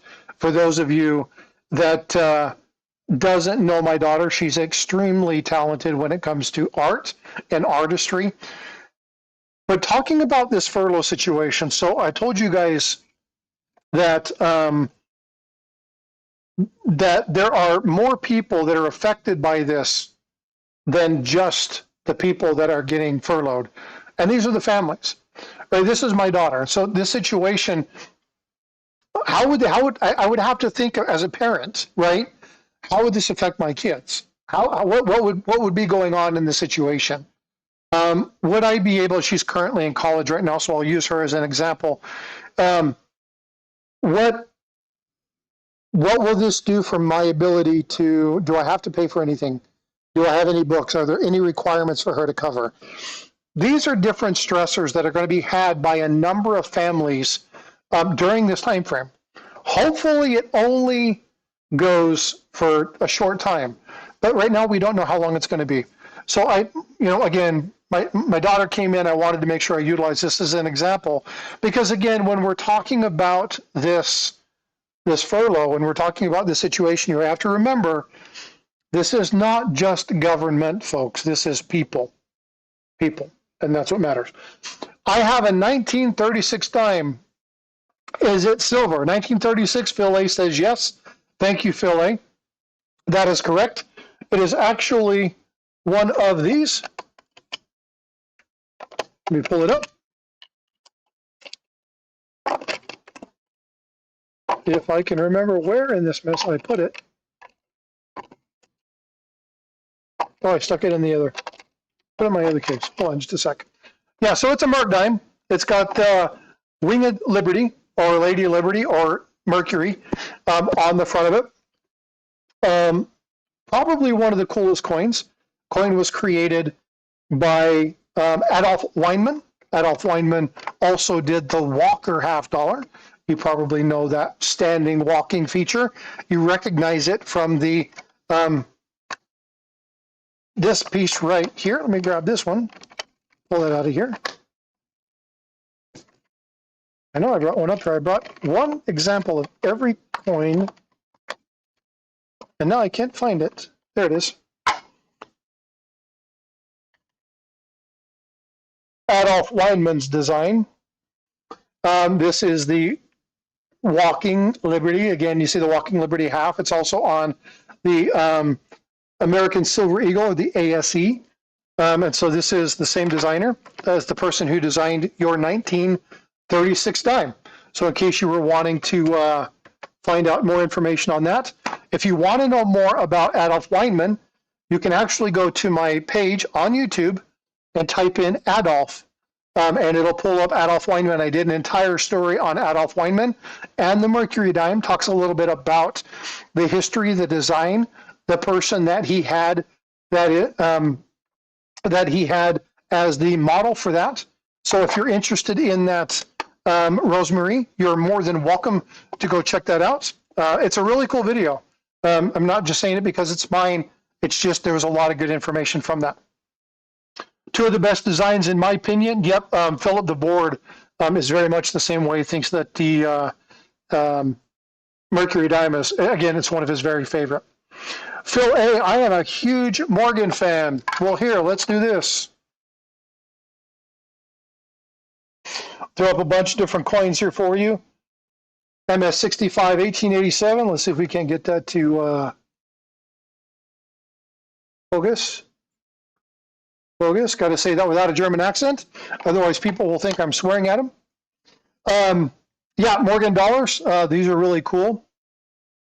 1878 up to 1921. There was a period of time in which that didn't happen, and that was because of the Pittman Act. So there were a number of years that the Morgan silver dollar was axed, as well as the peace dollar.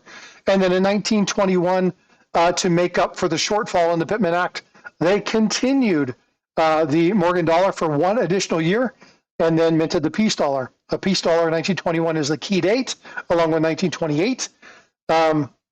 Peace dollar, the really cool function about the peace dollar. Here's a piece of numismatic trivia for you. Actually, let's do this. Let's do this. If I can get 2 more subscribers, I'll give you a piece of information about the peace dollar that some of you may not have known. 2 more subscribers, I'll give you that piece of information. They almost look identical. Yeah, she's a beauty, and she's got some really nice toning.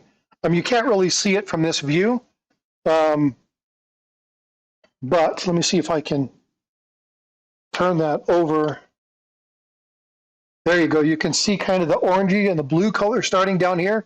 There's some really nice toning. I like OCs. Like I just subbed, like a year ago. I like mine blast white, but I don't mind some nice toning, but it's hard to get some really nice toning on some of these. I can't stand the ones that people do the artificial toning on and they're the crazy rainbow color stuff. That doesn't appeal to me. But if they're really, really nice, nice, beautiful blues and greens, or they're that really nice fire orange and fire red, that stuff, man, that's absolutely gorgeous. Phil, you and me sound like we're on the same page. That's awesome. Breaking out some knowledge bombs. Absolutely. You guys know me. This is what I like to do. Am I from Oregon or BC? I am actually in Texas right now, believe it or not. I have lived all over the world. Military brat, civil service brat. And then went into the Navy myself. So I've seen a bunch of different places. Just came back from a big tour with my wife in Europe. Learned a lot about culture and history, ate the best food I think I've ever ate in my life. I think the best lunch I ever had in my life was in Florence, Italy. So learned a lot about coins, learned a ton from talking to some of my English brothers and sisters. So fun stuff. So West Virginia is where the men are men and the sisters run. Let's see, back ends, got you, couldn't put down your accent. That makes sense. Yeah, and again, lots of information. Rosemary, let me do me a favor. I want you to do ! email, okay? You have asked a ton of questions, and I really appreciate that. But what I want to do is I want to give you some do-outs. So, and a do-out is a task. I want you to go watch 2 videos. I want you to subscribe on those. Not subscribe, but comment on those. One of them is the one for the Mercury Dime. It's the Mercury Dime book. I'm actually going through my Mercury Dime book, and you'll see that. And the reason I want you to look at that is you'll learn about key dates, you'll learn about some important information about the Mercury Dimes, and you'll learn about some mintages. The other thing is about the Adolf Weinman. This is the developer, and this one, the designer, it's just a really good story. So go check out those 2 things and then comment in those. Let me know what else you're interested in. And then if I have the video, I will direct you to them because it sounds like you're thirsty for knowledge. And if you're thirsty for knowledge, you are my kind of subscriber. And so I will direct you to whatever I can. And if there's a video that I don't have that has that piece of information that you want, I will make it for you. I will research it and I will put it out there for you. So keep communicating with me. Keep asking questions. I will continue to engage with you because I really appreciate the time that you put in. Let's see. We thought it was an Australian accent. No, I'm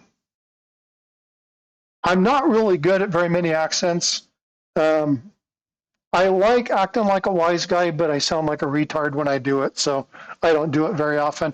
Unless I'm telling one joke, and that joke is probably not conducive to this stream, partially because it's pretty foul-mouthed, so I won't tell that one. Urban Dictionary. Oh yeah, well you can get in a lot of trouble there. Couldn't have picked a better time to do a world tour. Well, what was fun was it was post-COVID, and there were still some things in place, but it had just got lifted, and so there weren't a ton of restrictions. I mean, we had to wear masks on the bus and stuff like that when we were transporting from place to place, and obviously had protection on the airline and stuff like that. But man, Europe was phenomenal. You didn't have to wear them when you were out in public. It was a great time. We were in London 3 days. It didn't rain. It was sunny. The weather was flawless. It wasn't hot. The day we left, it rained and they had torrential flooding. It rained for like 7 days straight. So yeah, it was ordained. Rosemary, you're absolutely welcome. Brickends, thank you. I appreciate that. It was a great time. Every time I hear someone say Mercury Dime now, I can't help but think of the historic metals. You would also winged. Yeah, so It is Wing Liberty. But again, we all know it as the Mercury dime. Yeah, so it is the Winged Liberty.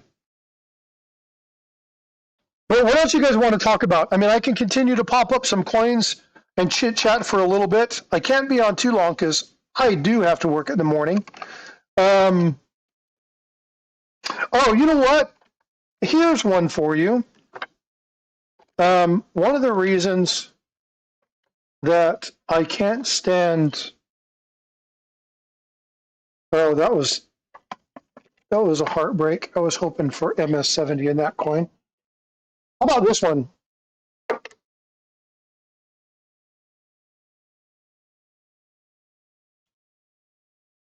I just happened, by the way, to go get some of these coins because I'm going to be doing some shorts. Oh, you want to see a flake slab?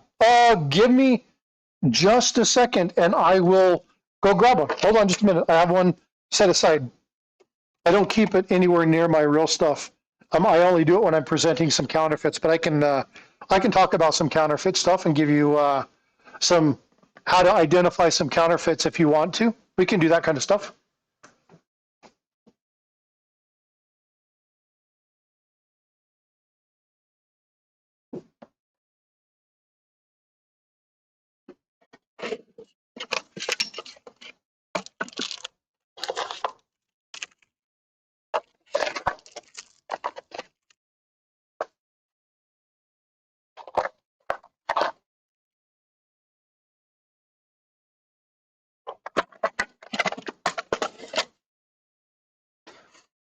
Okay, I've got a couple pieces up here for you. Let me bring those around.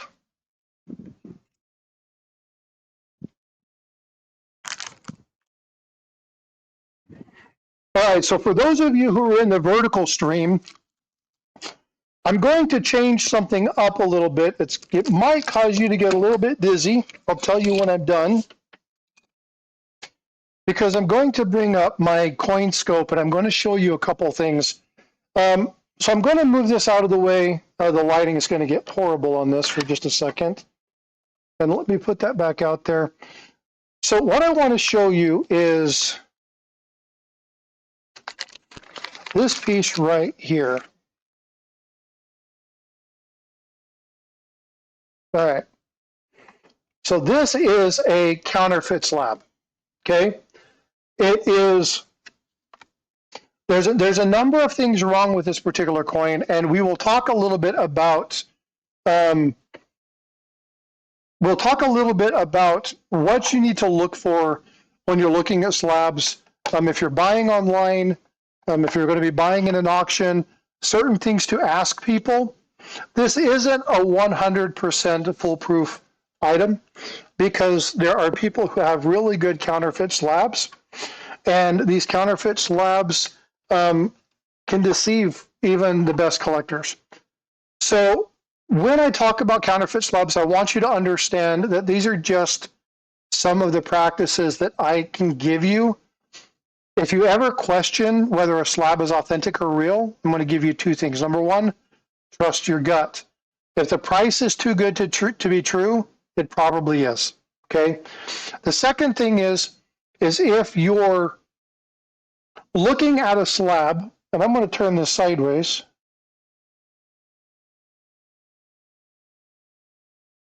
And it has a certificate of authenticity on it. It's probably not real.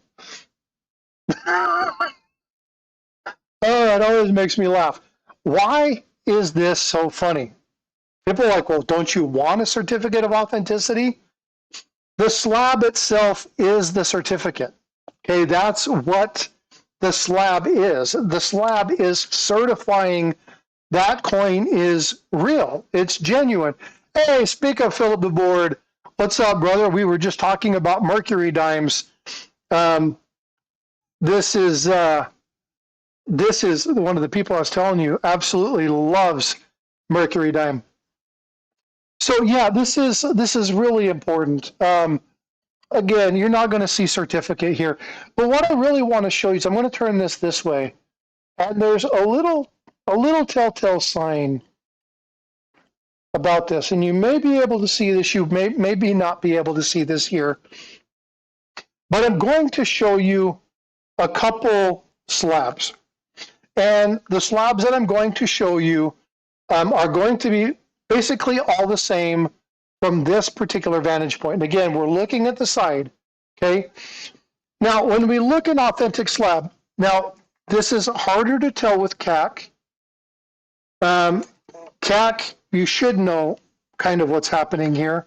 But I'm going to show you a PCGS slab. I'm going to show you an NGC slab. I'm going to show you a CAC slab. And I'm going to talk to you a little bit about this. Now, understand that slabs changed throughout time, but there is one fundamental premise of something that is undeniable. And that is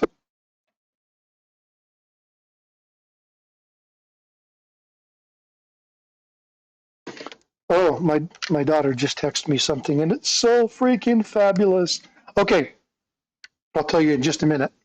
Give me just a second to finish this out. I got to shift my mic really quick so that I can do this. Okay, so you see the side here. The side is flat, but there's this line right here, and you can kind of see it on both sides. But that line is there. Above that line is a little indentation. It's a small little indentation. You can't see it very well until I do it this way. Do you see that little gap there at the top?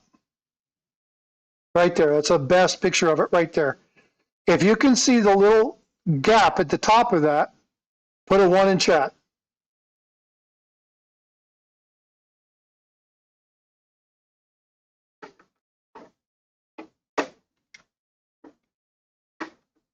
And I know if you're watching on your Apple TVs and stuff like that, it's hard to do that.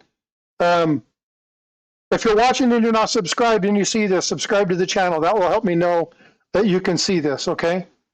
So what you're seeing is you're seeing that little finger notch. And that finger notch is there for a reason. Why is that finger notch there? Well, because I can open it.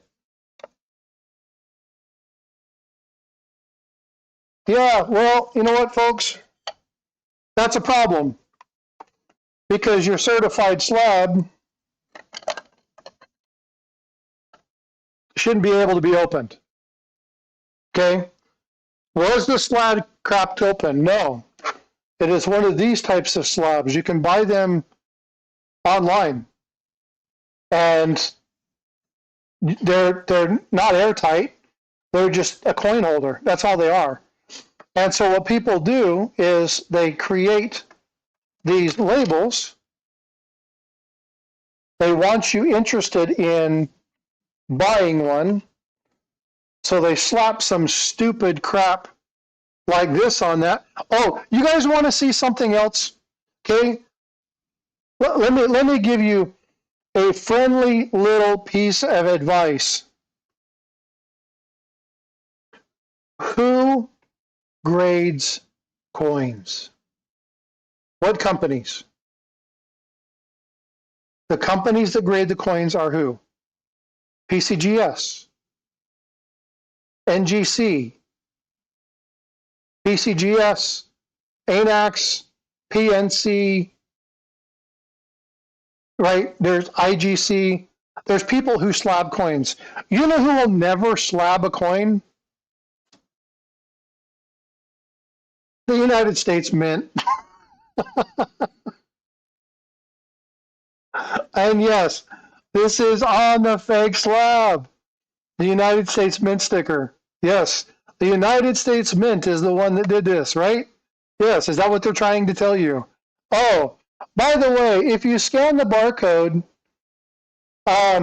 what does it come up as? Somebody who has the capability to do that, enter that number.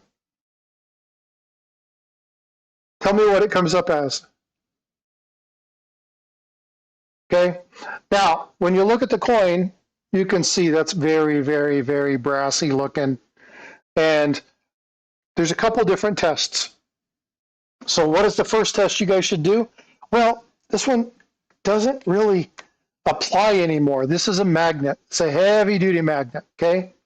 And I'm going to put that magnet there, and I'm going to wave this in front of it, because if it's magnetic, this is really strong. Here, I'll show you.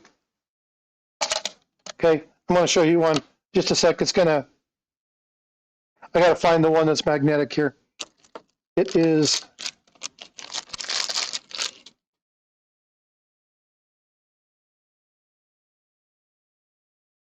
when it happens, it's going to snap my finger, so I've got to be careful.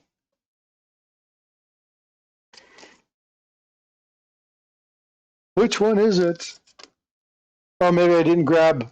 Oh, I grabbed the non. No, here it is. Okay, you ready? Watch.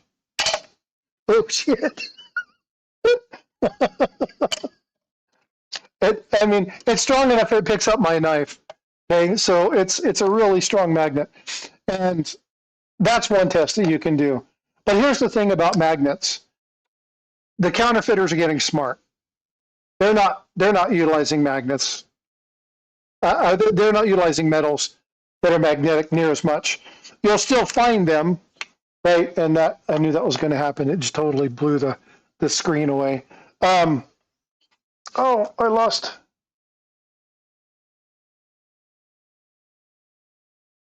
I lost my Wounded Warrior thing there. Okay. So yeah, very dangerous. Okay. But we'll put that magnet back there. Counterfeit coin. Okay. This one has copy on the back of it. Non-magnetic. Okay. So the magnet test is nice. It does help you a little bit, but it doesn't help you nearly as much as it used to. This one is exactly what Great Scott stated. This has a tungsten core. This is actually gold on the outside, but it has a tungsten core. And over time, that tungsten core has kind of leached through that gold and turned that a brassy color. It's diamagnetic. It's very close on the elements. And so it tests the specific gravity is very, very, very, very close. But it's not a genuine coin. And so how do you check these things, especially when they're in a slab? How do you validate and verify that they're real? Well, there's a couple different things. And the first thing you're going to do is you're going to look at your PCGS or your NGC website, and you're going to look at a picture of the coin. And you're going to make sure that it's the right coin. You're going to make sure it's the right denomination. You're going to make sure that it's the right year. You're going to look at the photo. Make sure that your, let me move this. Got to get this out of the way, because when it connects to something, it freaking connects to something. You got to make sure that it's the right year. If you look at this particular one, it will show you a 1909 or 1907 high rim. And if this coin were authentic, it's a $20,000 plus coin. Okay, and so this could really fool somebody. This could really cause some significant issues with people. But what's important about this is, and what you need to really look for is, when you're doing this, and sorry, I just knocked my camera out of the way. When you're doing this, if you have questions, reach out to somebody and say, hey, you know what? I don't know that I am actually getting what I think I'm getting. I need to check. And go check. And again, folks, if you are buying something and you have that little inner voice kick off and you're like, man, I just don't know, that inner voice is right more times than it's wrong. Listen to it. Obviously, the price, right? Here's a great coin right here. You can't see it very well. That is a 1914D, right? Well, actually, it's not. This is actually a 1944D that's been altered. It's actually had that little end of the 44 scraped out of it. I got this from one of my subscribers who said, Frosty, why don't you use this to teach? I reached out to them and asked, and they sent it to me. Really important. The drill test is a really good one. Now, here's the thing about the drill test. If you have a really, really, really good counterfeit, and I mean one that's trying to deceive the numismatists, like high-end, high-dollar take really, really good photos, send it to me, and I will get it to the anti-counterfeiting education team. I will get it to the people like Jack Young, Jack Riley, Zach. I will get it in front of people who really know these things and will be able to help you out. Okay, so if you think you have something that's like, it's really nice, it looks really good, I just don't think it's a good idea, I don't think it's real, I think it's a problem, then yeah. And then again, there's a couple different things when you're looking at counterfeits. Sometimes these are both fake. I'm talking about Morgans, let me turn it this way. Hopefully you can see both of those. Both of those are fake. Now, I don't have to tell you by looking at it. Hey, what's up, 949? Good to see you, bud. What's up, Dandy Dave? If you look at this particular coin on the left, you'll see it's very, very, very, very dark. Now, darker than normal, right? And so this might be something that makes you go, let me look at this one. But the 1878 on the right has really nice color. It's non-magnetic. It actually is a pretty decent counterfeit. Now, what gives this away are two elements. Number one, the hair and the crown. You can see some tooling on the back. But the reverse is the tail on this one. And the piece of it is there's something on the breast. And the little dash in the breast is the thing that gives that away. Why is that? Well, this is a Carson City. So this is an actual 1878 Carson City counterfeit. A pretty pricey little coin. And so a coin in this condition, you're looking at probably $250 to $280 coin. And so, again, there's a lot of money in this, and you want to make sure that you're tracking these items. So, again, get familiar with the coin. Before you go to a coin shop, before you go to a coin show, and I'm going to be doing a video on this. We're going to be talking about this. Actually, I take that back. Sunday, we're going to have some folks live, and we're going to be talking about coin show etiquette, questions that you can have when you go to a coin show, those things that you can do to support and help get things taken care of. We'll talk about that because there's a lot of really important information that you need to know regarding those particular items. You know, unfortunately, the person who just unsubscribed is missing the giveaway, so I'm going to do a giveaway right now.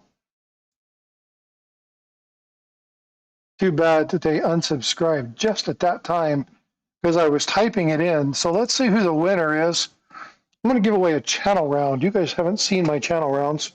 Some of you have, others have not. The winner is Dandy Dave. Dandy Dave, do exclamation point email. You'll get my email. Send me an email claim, and I will send you off a 1954 quarter. It's Denver, or yeah, it's Denver, I think. We'll look at that, and then I'll send you one of my channel rounds. So send me an email, and I will get you that off. Outstanding. Congratulations, Danny Dave. You have 5 days. Send that off, okay? Get that to me pretty quick so that I can make sure that I get that out to you. And I'll pull another one before we're done. So again, in order to be eligible for it, you just have to be subscribed to enter into chat. Entering into chat, even if you do it 1 or 2 times, will make you eligible for it. If you unsubscribe like the person that just did, then you're not eligible for it, and that's fine. So let's see what else we got going on here. What else do you guys want to know about? I'm gonna be going to bed here in about 10 minutes. No space.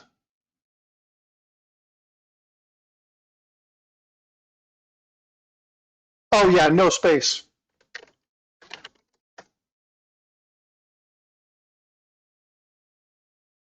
Thanks, Block. Appreciate it. Yep, so there's my email. Send me an email and let me know that you won that, and then put your email and stuff in there, and then I'll respond to you. I should get notification here shortly.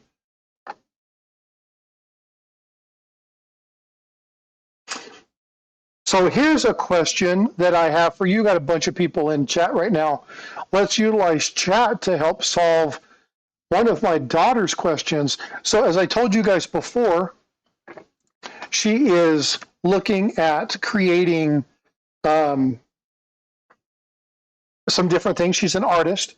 And one of the things that her and I have been discussing is that she is going to start working on a design for a coin that she's going to be submitting to the United States Mint. What's up, Ground Frog? Good to see you. And so she is wanting to know what kind of things should she design. So she's got a couple different ideas here. A lot of them stemming from Vote for Pedro. There's Wounded Warriors, something in a commemorative style coin, Veterans Day, and then she's looking at different coins that haven't been turned, different characters that haven't been turned into coins yet. These are iconic characters. Like, I don't know, maybe they're cartoon characters, Foghorn Leghorn, or, I don't know. I would love to see Marvin the Martian, but, that's just me. But just find like really cool things like that. So if you have any suggestions, make sure you're reaching out to Bifrost and let her know. Oh, my trade dollar's out of focus. Thank you for letting me know.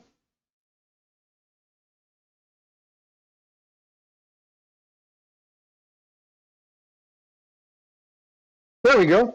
Okay, so this one is an 1877 S DDR. This is a trade dollar. Now, this is a double die reverse. This is FS 801, and you're not going to be able to see it here, but the lettering all through here is all doubled, and you can see that pretty well. I might be able to turn on my coin scope and show you that. Let me see if I can figure out. Coin scope.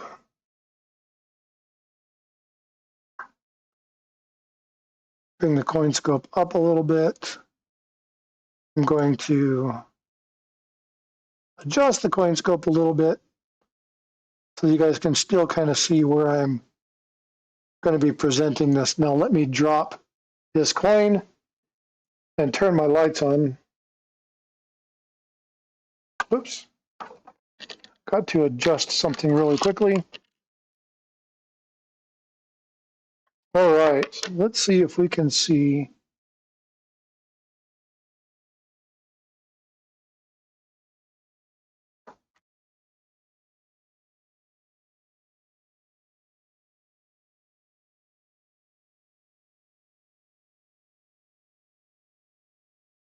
Let me make this a little bit bigger for you.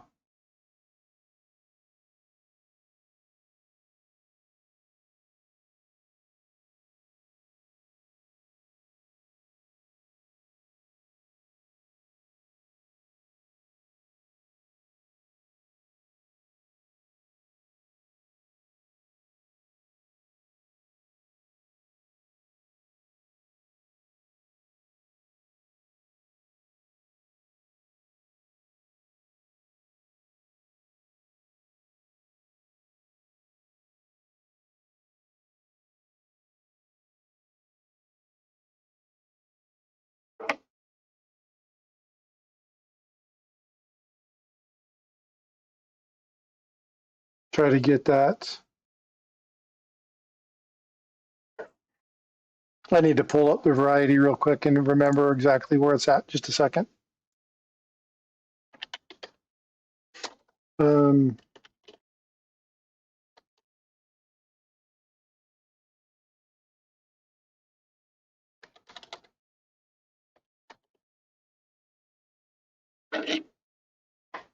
me make sure I'm getting the right number in. Give me just a second. I wasn't prepared to do this. 1877 PDRFS 801.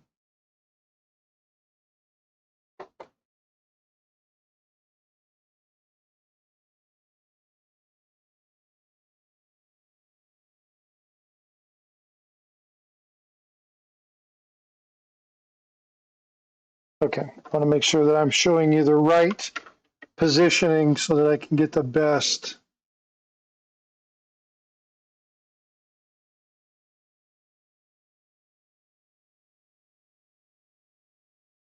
I've got this wire in my way. Just a second.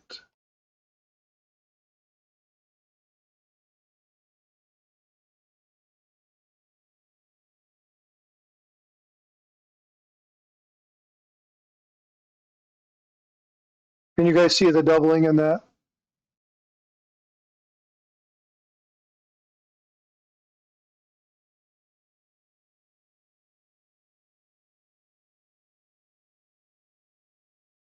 Hopefully you guys can see the doubling in that. So there's the doubling there, and then it's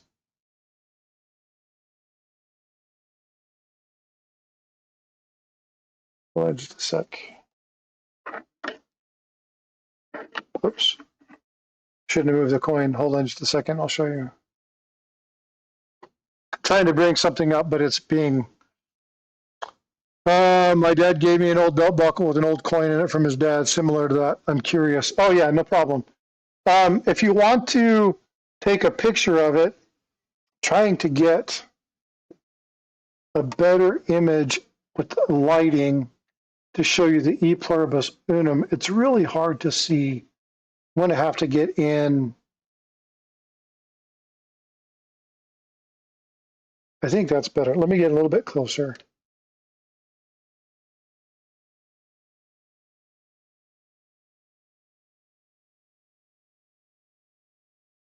And let me turn my light up here. Now you should be able to see the doubling throughout E pluribus unum. It is wore down a little bit, but you'll be able to see the doubling in the United States and there in E pluribus unum. So that doubling is FS 801. So that's what that is.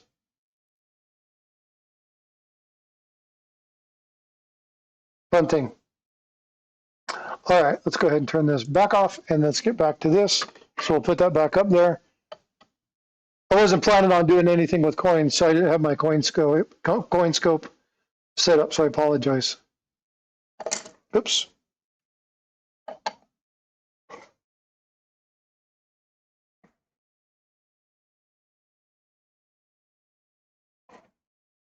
And hopefully that zooms back in. I can't tell if it's in focus or not. Yeah, it's hard to see. I can take some better photos of it, but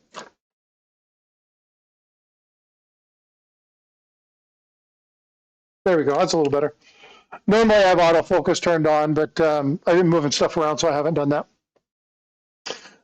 Yeah, we can talk about more of this stuff, but yeah, again, counterfeit coins, there's so much stuff to talk about. I'm really trying to work really hard with the community and a lot of people who are way more knowledgeable than I am when it comes to counterfeit coins.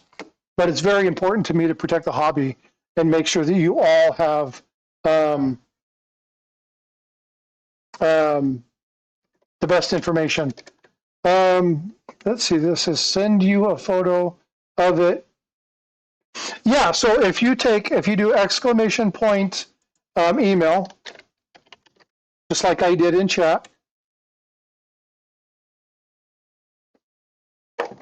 there's my email, Frostbite Coins, take a photo of it, send it to me, and then what I'll do is I'll look at it and I'll tell you kind of what it is that, what it is you have, and I'll give you a little bit of background on it. I won't be able, unless you can see both sides of it, I probably won't be able to tell you anything about grade or authenticity. So just because, I mean, it's in a belt buckle, so it's probably got damage to it. But I will be able to tell you about the coin and give you some information. Can you look on your trade dollar and say it's in GOV we trust? Well, mine is in 1877, not 1875. I've not heard of the INGOP we trust. I will tell you that the INCOD we trust is not a thing. It's not, it doesn't exist. The "In COD We Trust" is simply a bad choice of font that any dieware just turns it into what looks like a C, but it's not. It's a G. It's by design. It's supposed to be that way. It just wears out a little bit, makes it look like a C. So the "In COD We Trust," regardless of what and who you hear it from, I will show you directly from the Mint. Oh yeah, Paula loves those. JJ, you're going to ask for a butt whooping. You keep saying stuff like that. Yeah, they're not a thing. So we'll dispel that one once and for all. But folks, it's late. I've got to get some rest. I hope you guys enjoyed the discussion and kind of the enlightenment on what furlough is, talking a little bit about the government shutdown, dispelling some of the myths. Again, if you know somebody engaged in the furlough or that this is going to affect, if they have questions, tell them to watch the first 35, 40 minutes of this. And, if they have questions, they're more than welcome to reach out. And then again, just looking at the coins, anytime you guys want me to do this, send me a message. Say, hey, if you have time, let's do this. All right? I appreciate you guys. For all of you who subscribed, thank you very much. If you're watching and you're still questioning, just double tap that screen, give me a like, hit the subscribe button if you want to. On Saturdays and Sundays, 8:30 a.m. Central Time Frame. I know it's early for some of you. I do a live stream, and this live stream is with a number of really cool people. And we do everything from just general chit chat to doing what we did tonight, just talking about coins and talking about the history of stuff and dispelling bad information. So I appreciate you guys. Thank you so much for coming in. Much love. I really do. We couldn't do this without you guys. Okay. So again, share this out. Let's get me to 10,000 subscribers. I did hit 1 million views. I'm going to be doing a giveaway when it's official, but I have like 1.1 million views, or 1.01 million views. So I'll be doing a giveaway later on for hitting the 1 million view mark. And anyway, that's that. I hope you guys are well. Take care of yourselves. Be kind to others. Be considerate of what other people are going through. And remember that we can't have a conversation if we don't talk to each other. All right, folks. Be well, be blessed, and